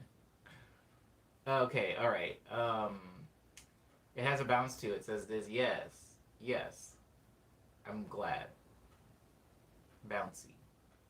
Take away some notes, says Mobtown. Aw, but I worked so hard to provide them.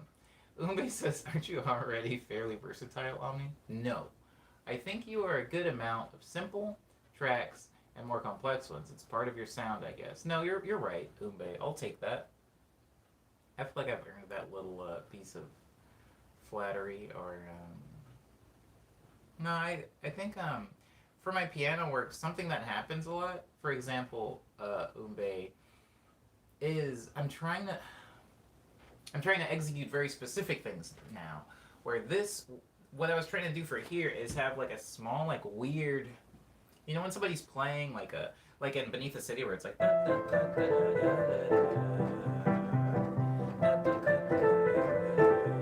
it just kind of repeats like that for a while. So you get used to it, or you feel like you know what's coming next. But then this part comes. See how there's a difference between and this? It's very, very subtle. It's just going from here to here, but to here. It like adds something slightly different, and for this one, I wanted to do like which is kind of like this weird. There are musical terms for this, but since I don't know them because I'm not trained, I'm going to say juicy bit. Because usually I'll talk about like spicy chords, like spicy, and then spicy, and then spicy, because I like spicy food. And something's like weird. That's like weird. I've heard people use the word dissonance, but sometimes I don't feel comfortable using that word because I don't 100% know what it means. So I'll use terms like gooey or spicy, and then this one in particular, this movement rather, is a little bit juicy, especially after you've grown accustomed to expecting.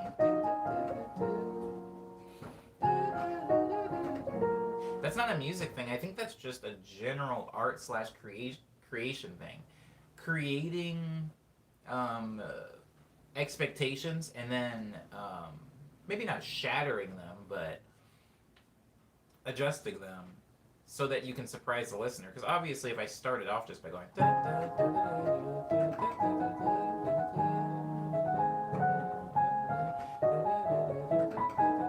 then that's just the song. But playing it twice with the, it's like pattern 1. And it's like, oh, I feel like the next time it should go, again, go back down there. But instead it goes, which ends up in a weirder chord, because this, I guess, isn't in the key of this. It's like a weirder chord. It's like a weirder chord that's thrown in. I don't know. Guys, I'm trying to explain my music with very, very little musical theoretical knowledge, so you'll just have to bear with me and take whatever terms I'm throwing out. Sorry.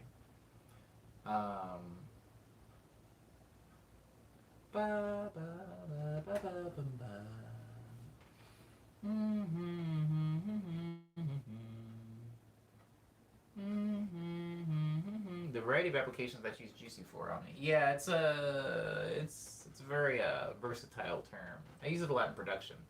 Juicy. Usually, I'll use juicy as usually it's richness, right?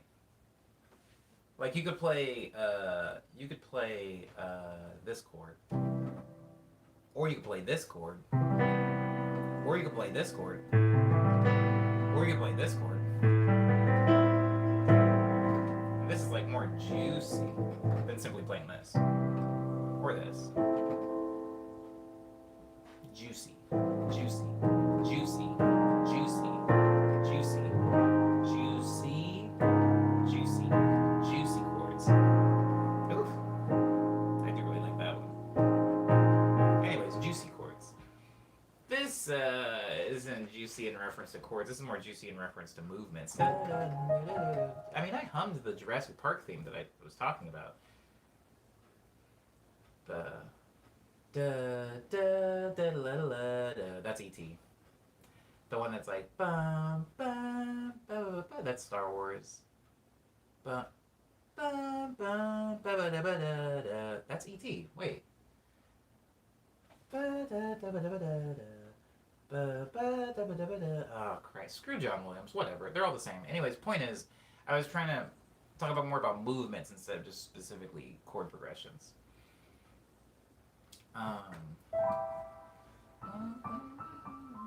Hey, I get that joke. I get that joke, Cyber. My limited vocabulary in Spanish understands that joke.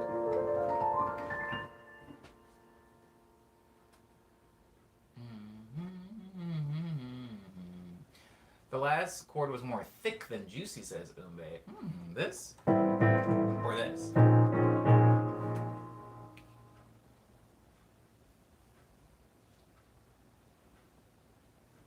Thick, juicy, thick, juicy, thick, thick.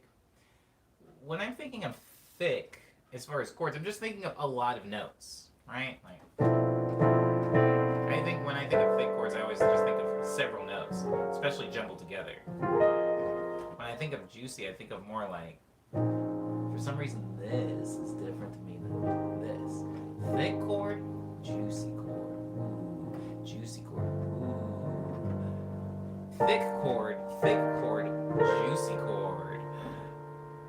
Normal, juicy, normal. Thick, juicy, normal, normal. Thick. Ooh, I guess that one's kind of juicy too. I don't know. It's definitely not an A or B type thing. There's some that are somewhere in the middle, right?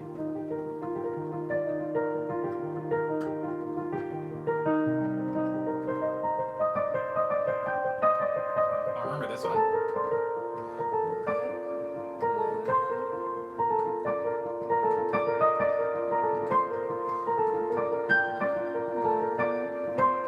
That one.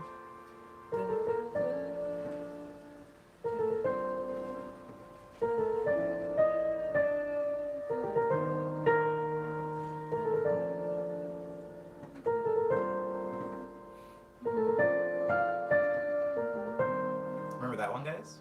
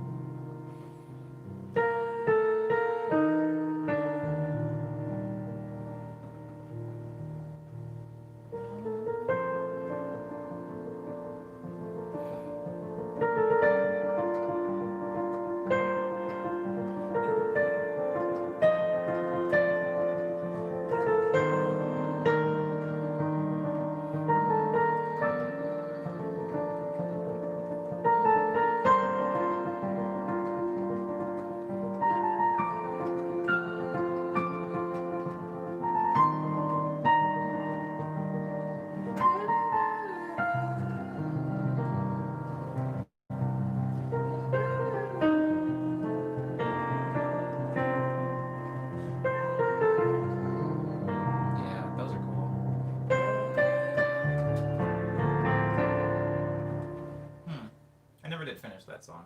If anyone's had more progress than that one. Boy, West Coast. Oh, Jessica Rabbit.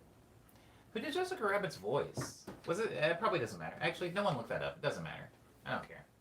Turns out I don't care. I feel like whoever did Jessica Rabbit's voice, I won't be able to recognize their name because I feel like Roger Rabbit came out so long ago that whoever was doing the voice acting thing back then, probably nobody I would recognize by name.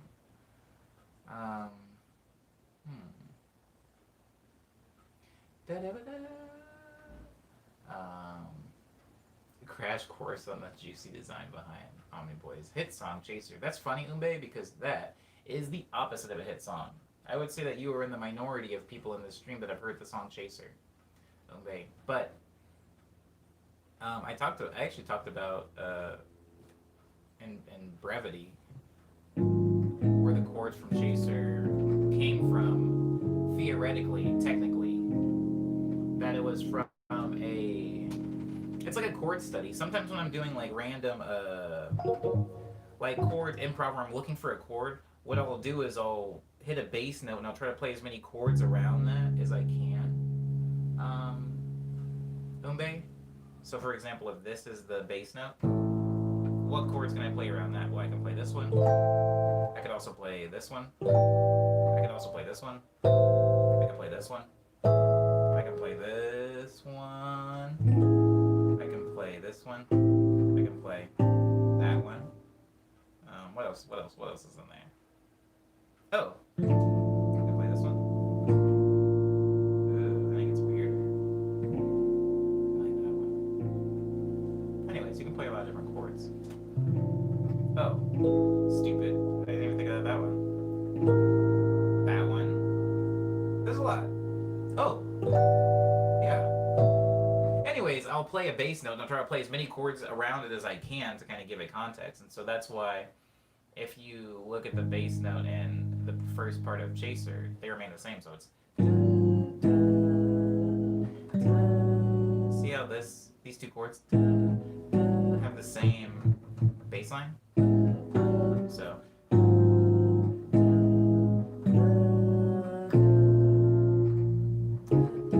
And then the bass moves around with the chords.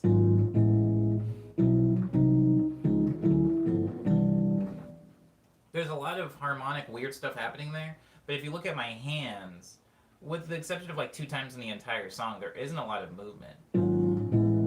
My hands are more or less staying in the same spots. Sorry, I'm doing the platform song now.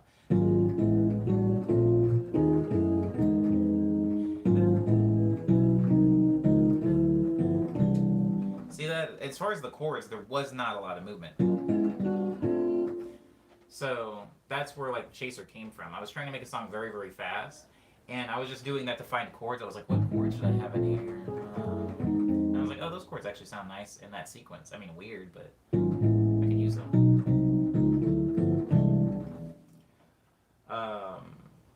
Yeah. Yes, yes, yes.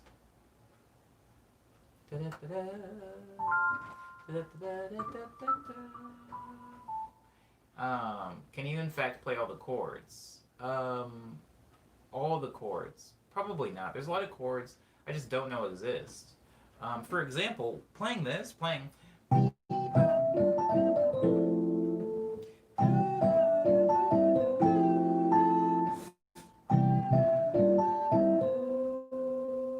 Oh my god, I forgot how to play it in this key.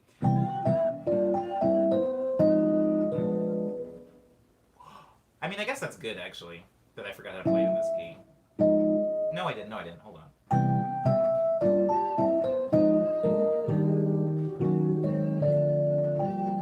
So, I learned how to play it in that key, but then when I moved it up... Oh, I'm gonna get to it, hold on.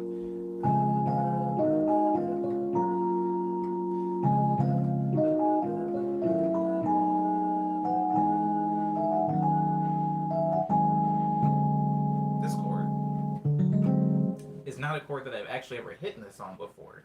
Now I've hit that chord transposed. I've hit this before. For example, that song's in Nobody Wanna Be My it's in Baby Be Less, I think.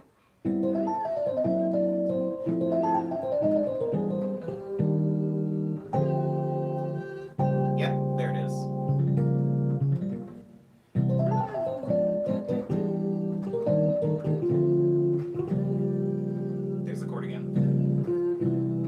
I've never played it transposed up to here until I made this song today.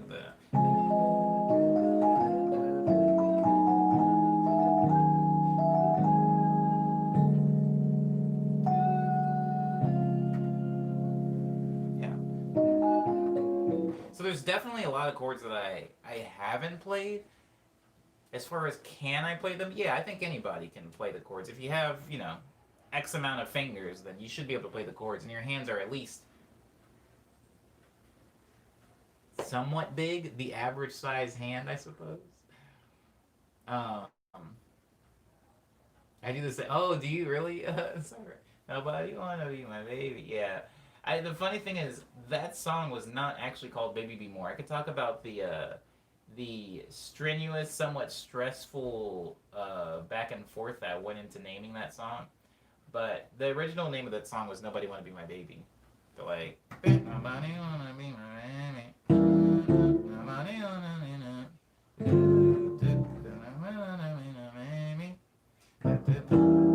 Does anybody know what song I'm talking about? No one?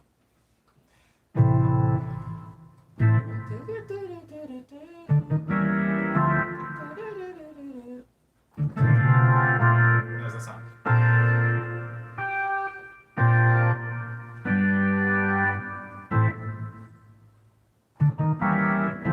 Yeah, I was there. That was...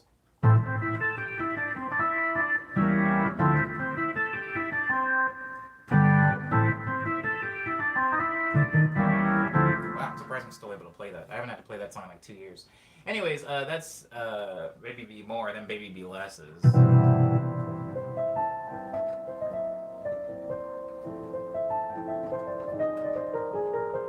Hopefully you can hear these similarities in there. One is just I repurposed the melody.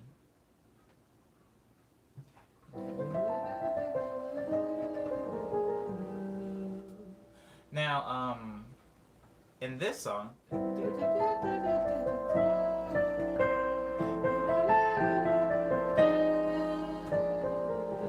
hear that? Hear that? Hear that?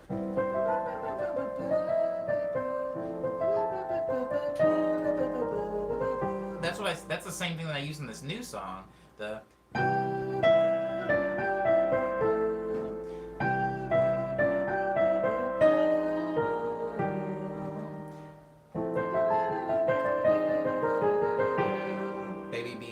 Baby Be Less. And this new song. A lot of the same movements will reappear throughout my songs, but now I've scaled it up to a different key. So this is nobody. No, sorry, this is Baby Be Less. And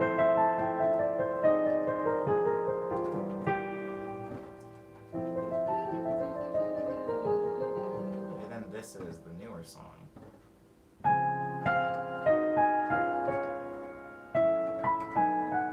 So see, now they're kind of unrecognizable. I think a lot of times, or unrecognizable as the same thing, the same movement. I think a lot of times I have habits in songwriting where I'll do this so many times, or I'll do this so many times in songs. And an easy way, and this could be helpful for other musicians in the stream, an easy way to give your music some variety is to take, if you're coming up with the same chord progressions, maybe just transpose them a little bit so you're playing them in a different key. And then if you're coming up with the same melody, just mess around with the melody so it's basically getting the same thing done. I know that sounds easier said than done, but an example of that I have is this. Sorry.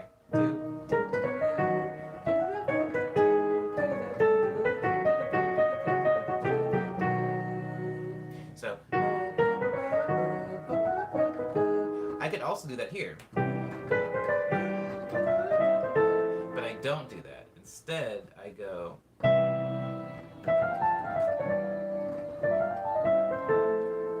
Very, very similar. Slight variation so that to the casual listener, they're not like, oh, homie just does the same thing over and over. Because you're not. You're adding a little bit of flavor on it. Think about Mexican food. Mexican food for, all... I mean, this isn't a slight, but a lot of Mexican food is kind of the same 6 or so ingredients recycled in different ways and forms. But if I go to a Mexican restaurant and I order a burrito and they give me a taco that does genuinely have the same things in it, I'm going to say, hey, dude, I ordered a burrito because I was in the mood for a burrito. They are different. even though they are essentially made out of the same ingredients. You know, how many things have we baked that just have eggs, milk, flour, sugar? Like you can do a million different things with those three ingredients. You could like separate the egg whites and you can whip them up. You can put them. I mean, those. That's how I make my waffles in the morning. You can do a lot with the same things. And if you're looking at a piano, we're very actually limited on a piano. We being all of us, you guys included, we're very actually limited. There's only so many notes. Think about it. The only so many notes, and people have managed to make so many different sounds and songs and whatever moods and emotions through this thing for the past, whew, so many years, right? So take that into consideration when you're making your own music. You don't have to come up with something completely, wholly different, separate, new, innovative. It's breaking walls. It's crushing barriers. It's giving listeners some type of mental breakdown. People can't understand it. You don't have to do that all the time. Sometimes you can take something that even you yourself have done and just like, you know, tweak it a little bit, add something slightly different, move it around. And if you add small changes to something, guys, small changes, right? Like if I'm playing this chord progression,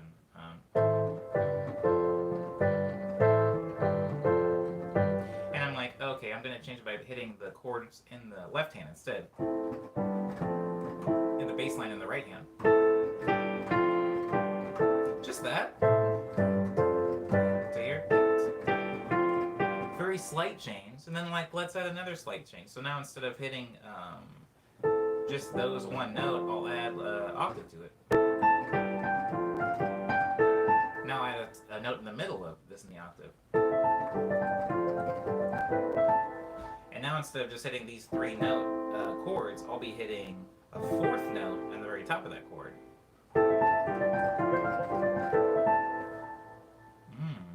And now I'm gonna add rhythm to it. So instead of just stabbing the chord, I can do a little like a little bop.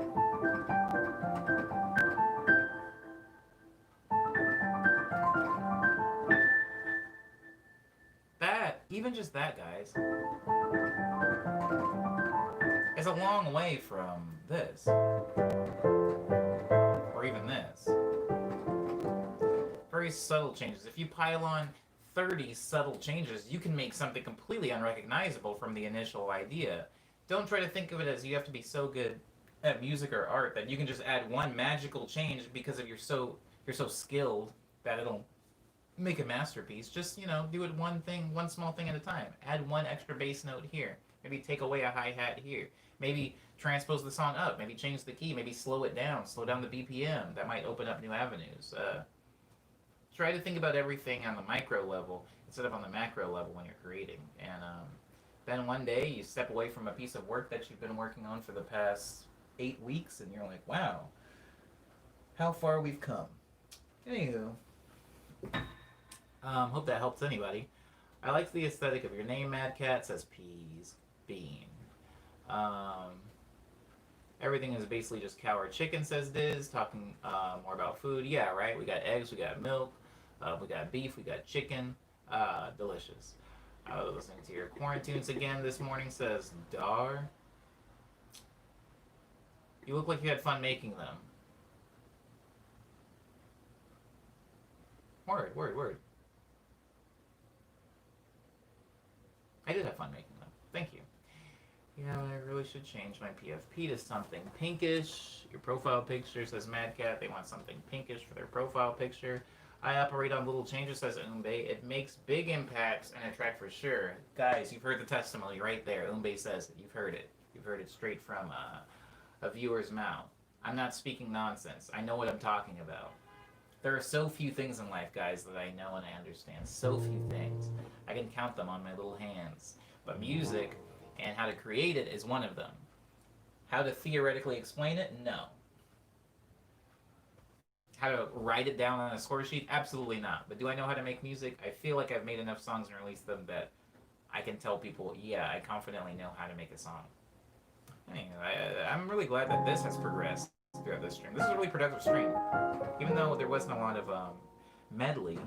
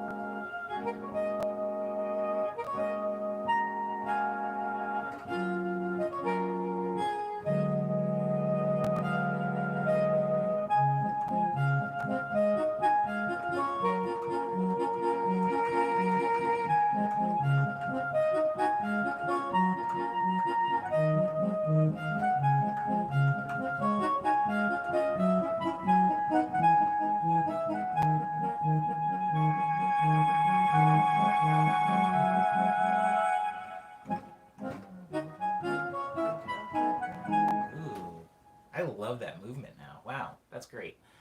Okay, I just realized something I designed. Oh, it's just something I designed in 2016, I think. Says Mannequin. Hmm. Let me say, sorry if this is a boring question, but how do you, oh,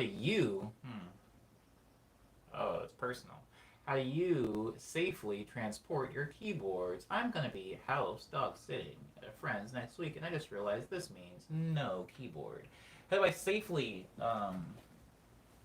move my keyboards around? Well, I have a lot of keyboards, so you've come to the right place for that question. Some keyboards, like this, are very heavy, and it is meant to not be moved. If you look up this keyboard, the image of it online, it doesn't even have a keyboard stand. Like, it's connected to its legs. So in order to move this thing safely, I would have to take it apart, be very careful about what I was putting it on. I would never take this thing on a plane. This is a driving keyboard. I put this in the trunk or something, and I have to drive it to its destination. However, Lindsay, I do have touring keyboards, and the thing that I'm going to assume, Lindsay, that your keyboard probably isn't like this. Your keyboard is probably a lighter weight, more plug and play type thing. I have flight cases for all my keyboards. Keep in mind, Lindsay, that you're asking somebody that tours regularly, and I have to take my keyboards usually to a bunch of different states and countries on planes. So I have like the somewhat expensive, durable, like big flight cases for all of my keyboards. Now, if you're just going to be house sitting or something like that, you're taking a keyboard over to a friend's house. For me, I wrap my keyboards in several towels. Like I'm okay wrapping my keyboard in like 4 towels, just wrapping it up and throwing it in the back seat. Taking it to wherever I'm going to be, and then unwrapping it and then playing it there. Especially if I'm going to be driving with it. I use my flight cases now when I take my keyboards to a friend's house or whatever. But that's mostly just because I have them. I already have them, so might as well use them. But if you don't have flight cases, wrapping a keyboard in towels does a lot. you know. And I imagine it's not going to be, dropped and banged around like a tour keyboard would be, Lindsay, in your case. So the towels should be fine. It's a brokey move. It's a brokey move, but we're all brokies on the stream. Unless there's one of you guys. Are there any wealthy people in here? Lindsay says, okay, using towels was my plan. My car is really small, though, so that's something.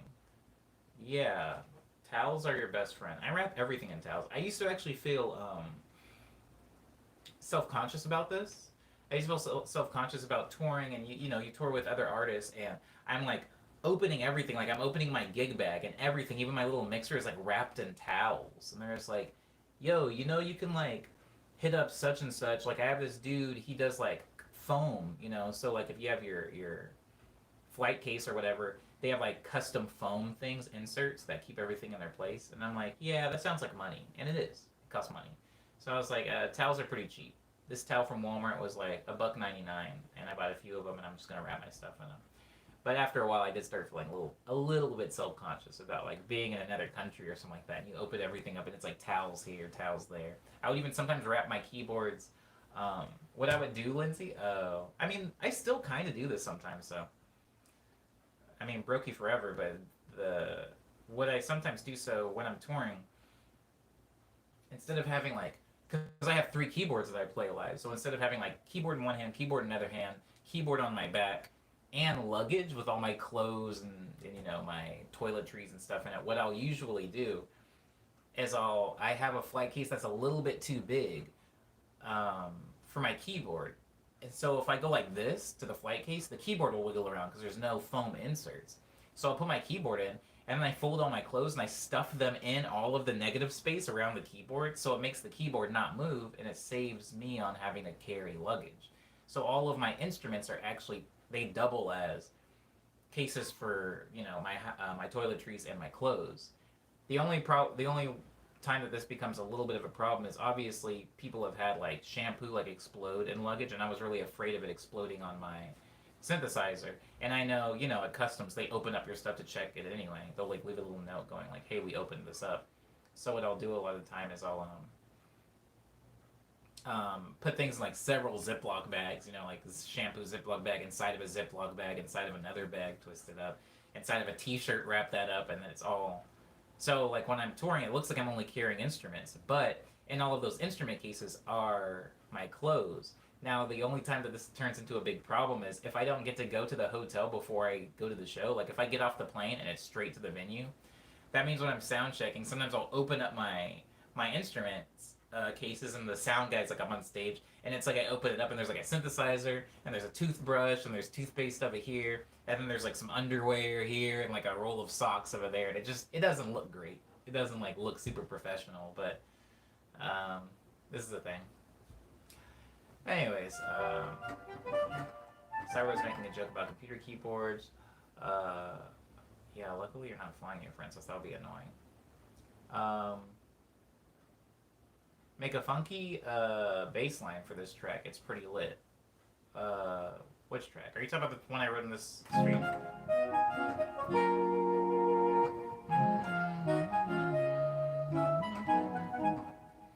Funky bass line. I'm not really hearing funky for this song. I do think it should have a bass line. I'm not hearing funky. Oh, for your song, for your song, for your song. You just did it. You just made a funky bass line for your track. Word up. Congratulations, Motown. Bye, Peas Bean. Thanks for so much for being in the stream.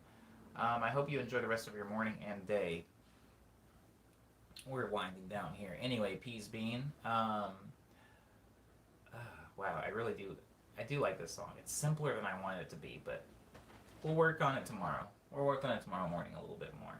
Everybody, I have 2 EPs out. Both of them I worked really hard on. I actually got into a deep dive on them yesterday about like the sequencing. Yesterday we talked about album sequencing and how I sequenced Ego Death and Quick Breath to be companions because they were supposed to be one album. And they ended up getting split into 2 and being companion releases, companion projects. So if you listen to one and not the other, maybe sometime in the future listen to the other one. It helps enrich the experience of the first one, in my opinion. If you have indeed listened to both of them, there's a few people in here I know that have listened to both. Cyber's listened to both. Lindsay's listened to both. I want to thank anybody who's listened to Ego Death and Quick Breath, my most recent releases. If you haven't, you can hear them on Bandcamp, SoundCloud, Spotify, iTunes, Apple Music, Google Play, Amazon MP3, Tidal, Groove, Deezer, Pandora, Napster, and YouTube, which we're on right now. Guys, somebody also said that they... Kira Town, thank you for liking Ego Death. Worked really hard on that. Thank you. That was also like new territory for me. I hadn't done anything that ambient before, so thank you. Yeah. Yeah, anyways, so somebody in the stream said that they had just rewatched Quarantunes.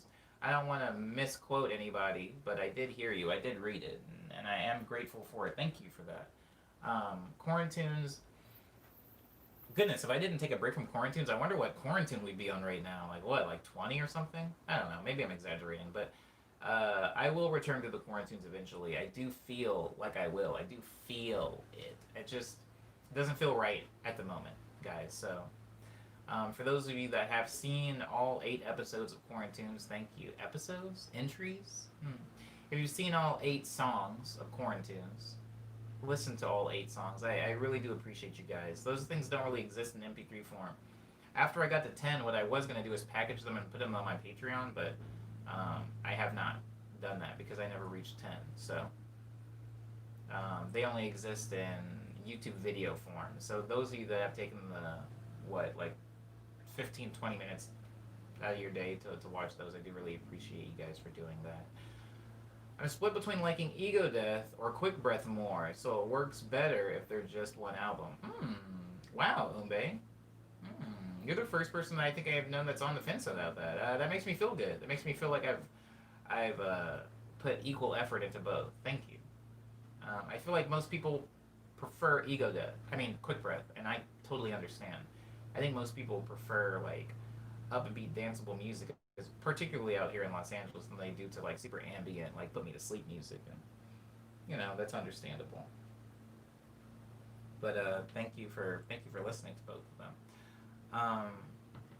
As far as touring news, merch, and all that stuff, we're still not doing anything. We're still just chilling. It's tough because Vanilla is my baby, but I love Nam, I watch and chuckle a lot. That's so funny. Chocolat's funny. I've said this several times on the stream before, but that song, to me, I love that song, but it exists in like a weird place because of how long that baby... It's almost like having a child that mostly grew up with your estranged partner. It's like, yes, it's still your kid, but you're like you look at the kid and you're like, yeah, this is more this is more their mom than it is me. I feel that way about Chocolat because I wrote the chords to Chocolat and I did a lot of arrangement for Chocolat, but the majority of all like the drum sequencing and mixing and programming was Tom. Tom took point on that song, and so it was like I wrote the song, I left it at Tom's house, and then like maybe a month later, Tom sent me back that stuff, and I kind of cleaned it up a little bit, did some things, sent it back to him. He sent it back to me, and then it was like done. And so I feel like Chocolat's more of Tom's song than it is mine. I know I mean that's the way collaboration works, but because of that, when I think of songs and I think of sitting down and writing them, Chocolat doesn't really come to mind all the time. Yeah. Yeah. What Cyber's saying? What Cyber's saying? Yeah, I kind of just like I like played those chords. Like I couldn't even play those chords right now on the piano if somebody wanted me to. It's just kind of like I like noodled around, and then Tom was like, "Oh, that's sick," and I was like, "Sick," and then we played Smash Bros for like a couple hours, and I went home. Vanilla will always be number one for me. I'm glad, Lindsay. That's that's very cool. One reason I'm glad is because I made vanilla. The other reason I'm glad is because I made it recently. If you said something like Sugar Glider will always be my number one, I'd still be happy, but I would partially feel like I've been failing for the past 4 or 5 years because I put out a lot of music since then. Okay.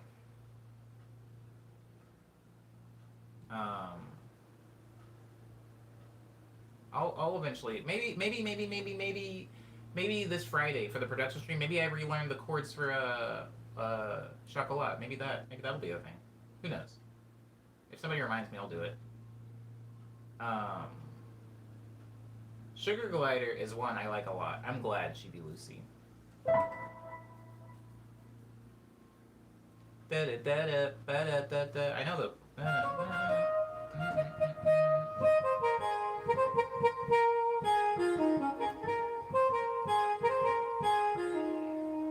Does that sound familiar?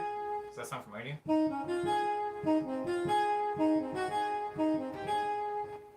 Wow.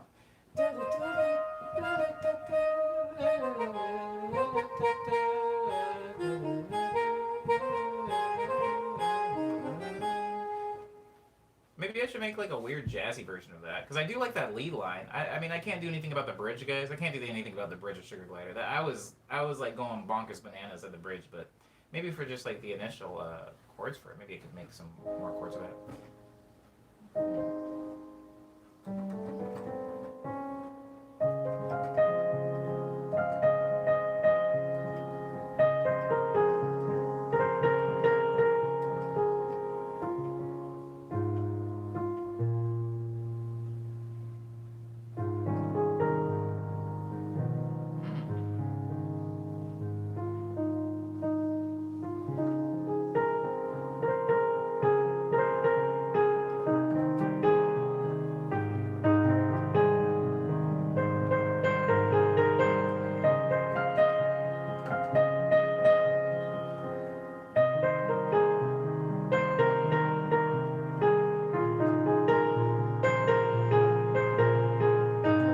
I think those are actually the chords from that song.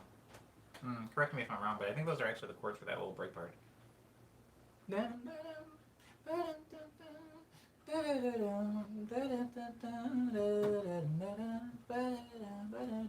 Anyways, I like how Quick Breath and Ego Death are two separate releases but tied together. Oh, thanks, Diz.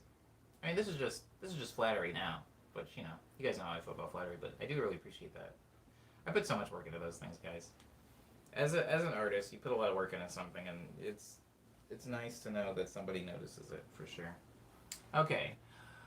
All right. I still need to record me playing it. Talking about vanilla. How can I get a performance anxiety from a video? I don't know, Lindsay. Performance anxiety from a video. Yeah, I don't know. Maybe I get performance anxiety from videos. Yeah,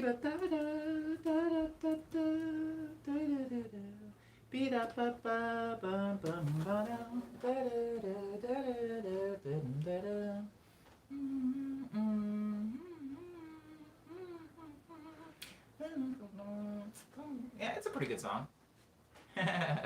Word up, Chibi Lucy. It's a pretty good song. Nice Dream I liked a lot. One of the first I listened to from you. Word up. I believe this. You've been around. You've been around. You've been around. Okay. Guys. Today I have a meeting. I have a meeting pretty soon, so I do need to get off. I also need to eat something. I would like to preferably, like, really quickly, like, make a waffle, maybe some bacon, and then, yo, I make waffles. I think that my breakfasts might be the most varied meal I have. I think that my day starts dope, food-wise, and then it just kind of trails. By the time, like, it's, like, 9 o'clock, I'm just kind of, like, looking around going, like, anything. If I could get, like, a pretzel or something, that'd be cool. But the way I start, it was, like, waffles, French toast. These are not one meal. I'm just saying the things I would normally make for breakfast. Like waffles, French toast, breakfast burrito, like a quesadilla of some sort. I have like my brunchy sandwich that I make, which is like the pretzel bed, bacon, lettuce, tomatoes, or bacon, spinach, eggs, cheese type thing. Like, do that. I'll have like some potatoes. I have the smoothie that I consume in the stream every day. I have a lot of fruit. Every day I'm eating, breakfast, a lot of stuff, in the first, like, beginning of my day. And yeah, somebody did do that. Let's see. Somebody messaged me and they were like, yo, how can you eat so many pancakes? Or how do you eat pancakes so often? Or how do you eat pancakes so much? And I was just like, I haven't eaten a pancake in so long, guys. I think the reason that I took the comment so weird is because I actually do not like pancakes. I get a lot of like flack for how much I don't like pancakes. In fact, I replied to that person by saying, hey, this isn't a pancake. I actually don't like pancakes. And then they said, how can you not like pancakes? And I wanted to say, well, hold up. You just asked me how can I eat pancakes so much? Are you not going to look at that image and tell... Do you not know what a waffle is? Do people just not know what waffles are? Do people just think that any round piece of bread next to bacon is a pancake? Anyways, point is, I prefer waffles over pancakes, so I make waffles. I don't like pancakes. But when that person said, why do you eat pancakes so much? I was blown away. I would say yes if pancakes and waffles were even the same ingredients, but there's different stuff there's different stuff in my waffle. When I'm making pancakes, I feel like I'm making, I don't know, it's like flour, there's some sugar in it, some baking powder, a little bit of salt. What else? Milk, I guess? Yeah. When I'm making waffles, it's like... I guess I should just say the things that I'm adding. Waffles have oil in them. They'll have like some vegetable oil in them. I'm putting eggs in them. There's no eggs in pancake. At least none that I make. Maybe you guys are putting eggs in your pancakes. I'm like whipping up egg whites. I'm putting that in there. I'm putting cinnamon in it. I'm putting vanilla in it. I'm putting a little bit of nutmeg in it.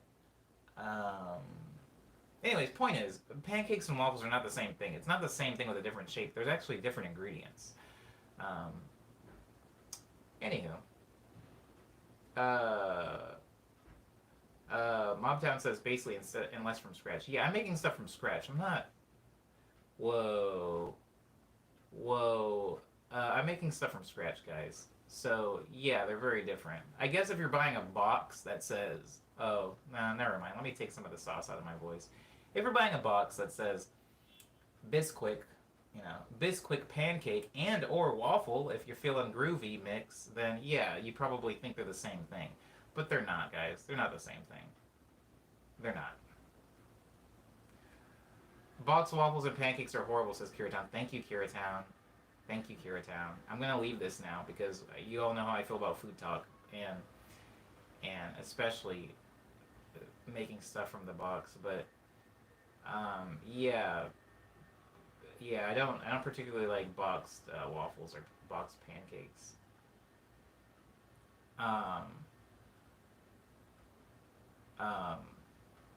Speaking of food, what are some fun treats you could go that could go on a kid's lunch? An apple. Oh, are we talking like healthy ones? An apple. If this kid is me as a kid, fruit snacks, Welch's fruit snacks. What else was in there?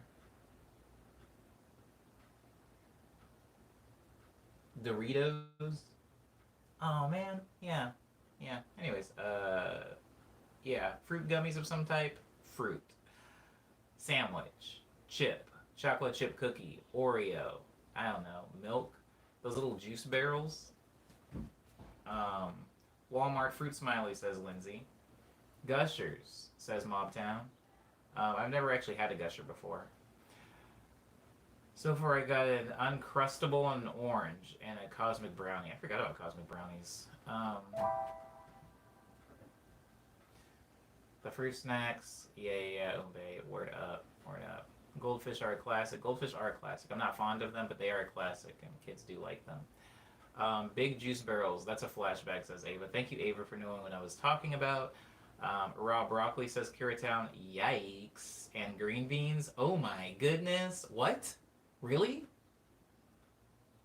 I don't want to be on the business end of that kid. Those funky cracker sticks you dip in the fake cheese. Ugh. Yes, kids do eat those. I never did, but I have seen them. Where you peel back the plastic and there's like a little dunking cheese bucket or whatever. Capri Suns, Go-Gurt. Yeah, Capri Suns and Go-Gurt are a thing. Kids like them. High C, I guess. Do kids still drink High C? I don't know. I haven't been a kid.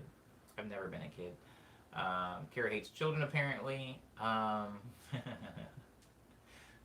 broccoli. Yeah, raw broccoli and green beans. That kid's, that's going to be a kid for sure.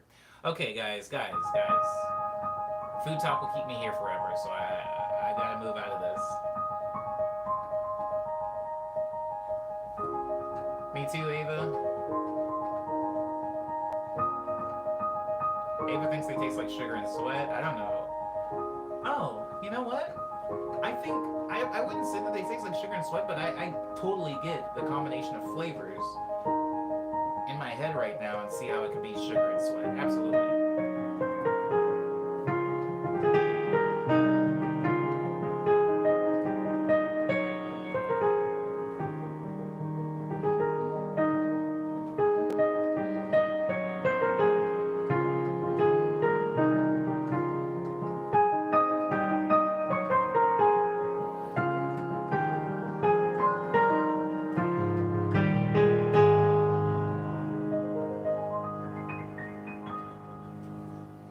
Every girl in my middle school had cotton candy perfume, says Ava. Plus, sweat is enough to kill on contact or kill on impact. So bad. Yeah, girls stink. I'm all about discussion on foods this cyber. I gotta get out of here, guys. You know what was so wild to me as a kid? Not as a kid, I guess as a teenager. As like a younger teenager, like 13, 14. Because I felt like there was this weird. Maybe it's because I had sisters and it's like I grew up with sisters, but I just felt like going to school there was this weird thing where I was like, oh, boys stink. Boys are musty, sweaty, gross. Girls don't stink. And I was like, girls are. Yo, maybe it was just my school. Girls were funky. Like, I don't care what kind of like weird Barbie, like Malibu, like I don't know, kind of perfume you're squirting on yourself that you got from whatever store in the mall. You still stink. They smelled awful. Everybody smelled awful. The dudes stank. They smelled like Axe body spray and disappointment. The girls also stunk. So, anyways, everybody stunk. I hated how it was just, I feel like it was always like, oh, the boys' locker room is so stinky. We gotta get in the girls' locker room. All the boys, we gotta sneak into the girls' locker room. I'm like, it smells like disgusting in there. It smells like a porta potty. It smells like a porta potty and like ammonia. You wanna sneak in there? See all these stinky people? Anyways, everybody stunk in high school. And junior high. Elementary school, I guess, like, before puberty, nobody stinks, right? Hey, so they stink earlier before they realize they need to put on deodorant and not just perfume. Ugh, perfume is not deodorant. Oh my goodness. I know, Ava, for sure, for sure. Anyways, the girls stink. Everybody did. I just felt like it was all kind of put on one. Oh my god. Ugh, they smelled so bad. They smelled so freaking bad.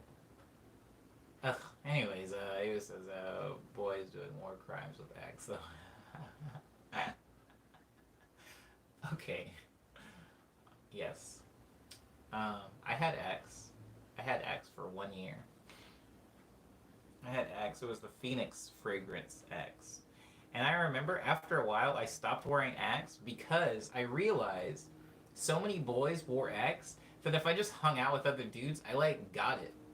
If I went to PE and I left PE to go to English class, I just smelled like Axe body spray, even if I didn't spray myself with it, because that's just what the locker room smelled like. Um, I kind of want to smell some Axe body spray now. I feel like it might like open up some repressed memories. But yeah, yeah, yeah. It was sick. It was sick. But yeah, those girls were funky. Those girls were funky. I didn't mind. I didn't mind. I don't like. I mean, people can stink. That's chill. Just like at least like know you stink. Be stinky and own it. I'm gonna go now. I played Hush Hour, guys. That song was written and arranged as part of Spring Street, but then was later adapted to what it is now as the closing theme for the stream while I was away in Hong Kong. Um, this is gonna conclude today's 188th stream, guys. We've done this 188 times, or at least I have. Jesus, 188 times. Some things you just can't wrap your brain around, and that's rough for me. 200 is gonna happen, and I just don't know how I did it. I don't know how I did it. Streaming on Twitch now. If anyone wants to come in and watch. So later says Mobtown Tokyo. Word up, Mobtown. Mobtown's gonna be on Twitch. That's a pretty cool thing, man. Says Lindsay. It was stink. It's okay. Be stinky and own it. Is that going to be your tombstone? Me, no. Me, no. But I'm just saying, if you stink, like, and somebody says you stink, don't like act like you don't, because it's okay. It's okay if you do. I mean, we're all animals. We're all gonna stink eventually. I've been trying to use I don't know, that like Tom's deodorant lately because I don't like how like sweat can stay in white t-shirts, and I have a lot of white t-shirts. But I don't know. I feel like it makes me stink sometimes. I'm not even doing anything. I'm just sitting still playing video games. It makes me stink. Okay. Yeah.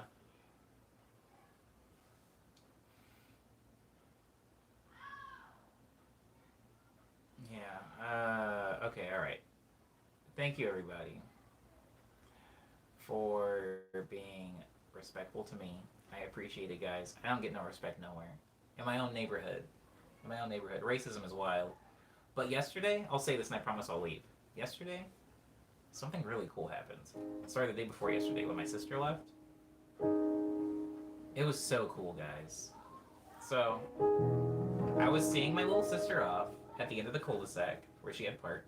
And there's these two families that live upper deck, lower deck, you know, at the end of the cul-de-sac, and they're all kind of like, they don't talk to me, and I know that that's like, I know that there's different cultures and there's different cultural things, you know, yeah, the safe neighborhood, cyber, there's like different cultural things, and I know that I feel like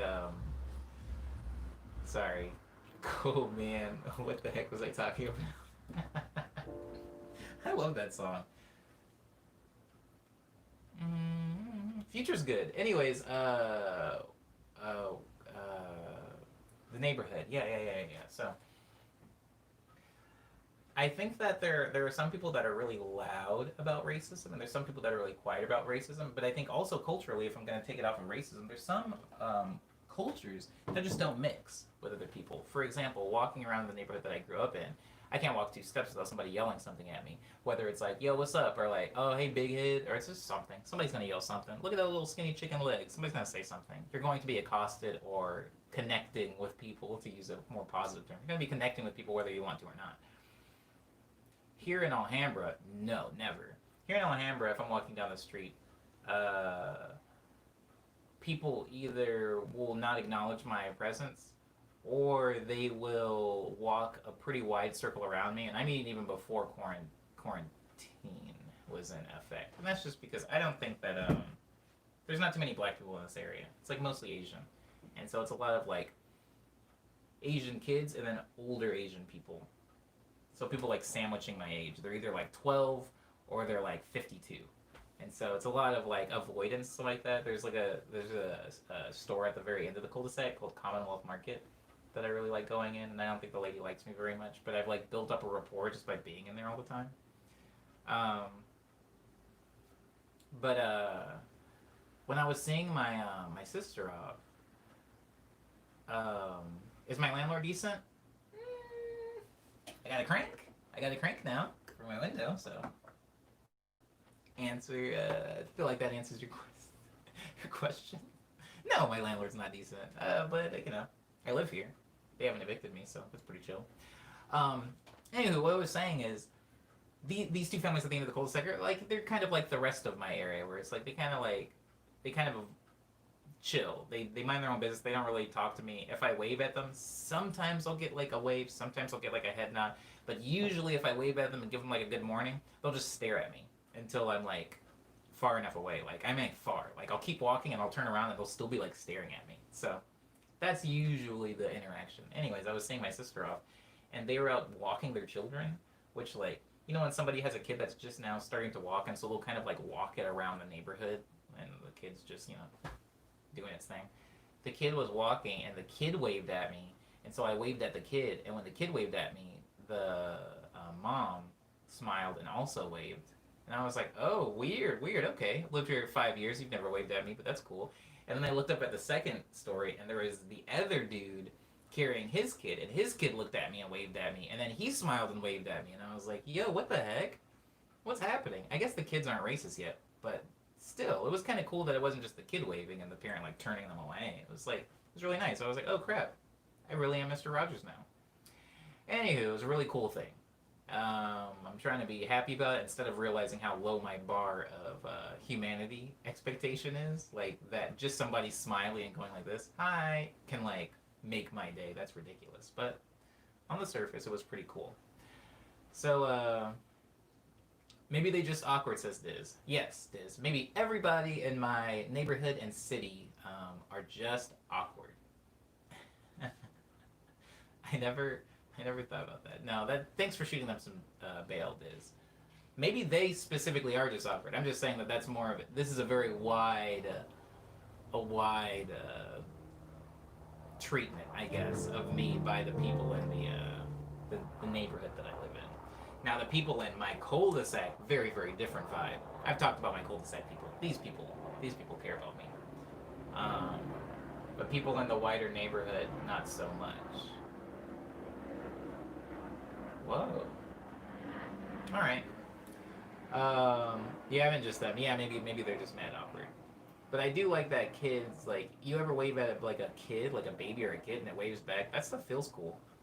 It's like being able to feed a squirrel or something like that. Not to say that kids are animals. I don't like this analogy anymore. Anyway, thank you everybody for being respectful to me and polite to each other. We're gonna be back here tomorrow morning at 9 a.m. again for Morning Medley number 189, the last one before the live stream. I mean the production stream. And remember, for the production stream, I am gonna go 6 hours, but I'm gonna try to really end it at the 6th hour, guys, because I do need to leave here. I need to go to Arizona for the weekend, and so I won't be here for the weekend, and I might not be back by Monday. I'm gonna figure out what that means for the stream. If I do have to cancel the stream for Monday, which I really, really don't want to do because I like that the 5s and the 10s fall on Friday, I'm not going to do it. I'm not going to cancel the stream. I'll figure out I'll figure out something. Even if it has to be like a short something, I'll figure out something for the stream, I promise, guys. But I probably won't be here in California. So just giving you guys a heads up if you aren't planning on coming into the next 2 streams for Thursday and Friday.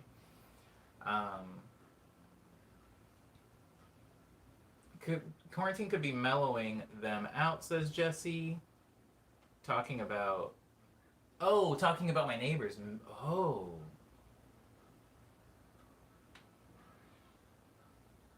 I'll set a timer, Jesse, so you don't have to remind me, but if you want to, you can, for sure. Yeah, maybe that's something I hadn't taken into consideration. Maybe quarantine's making them like starved for social interaction or something like that. Maybe that's what it is. Okay. Okay. Abo, everybody. Again, thank you for being polite to me. are polite to each other, respectful to me. I'll see you in tomorrow's stream at 9 a.m. for stream number 189. Abba.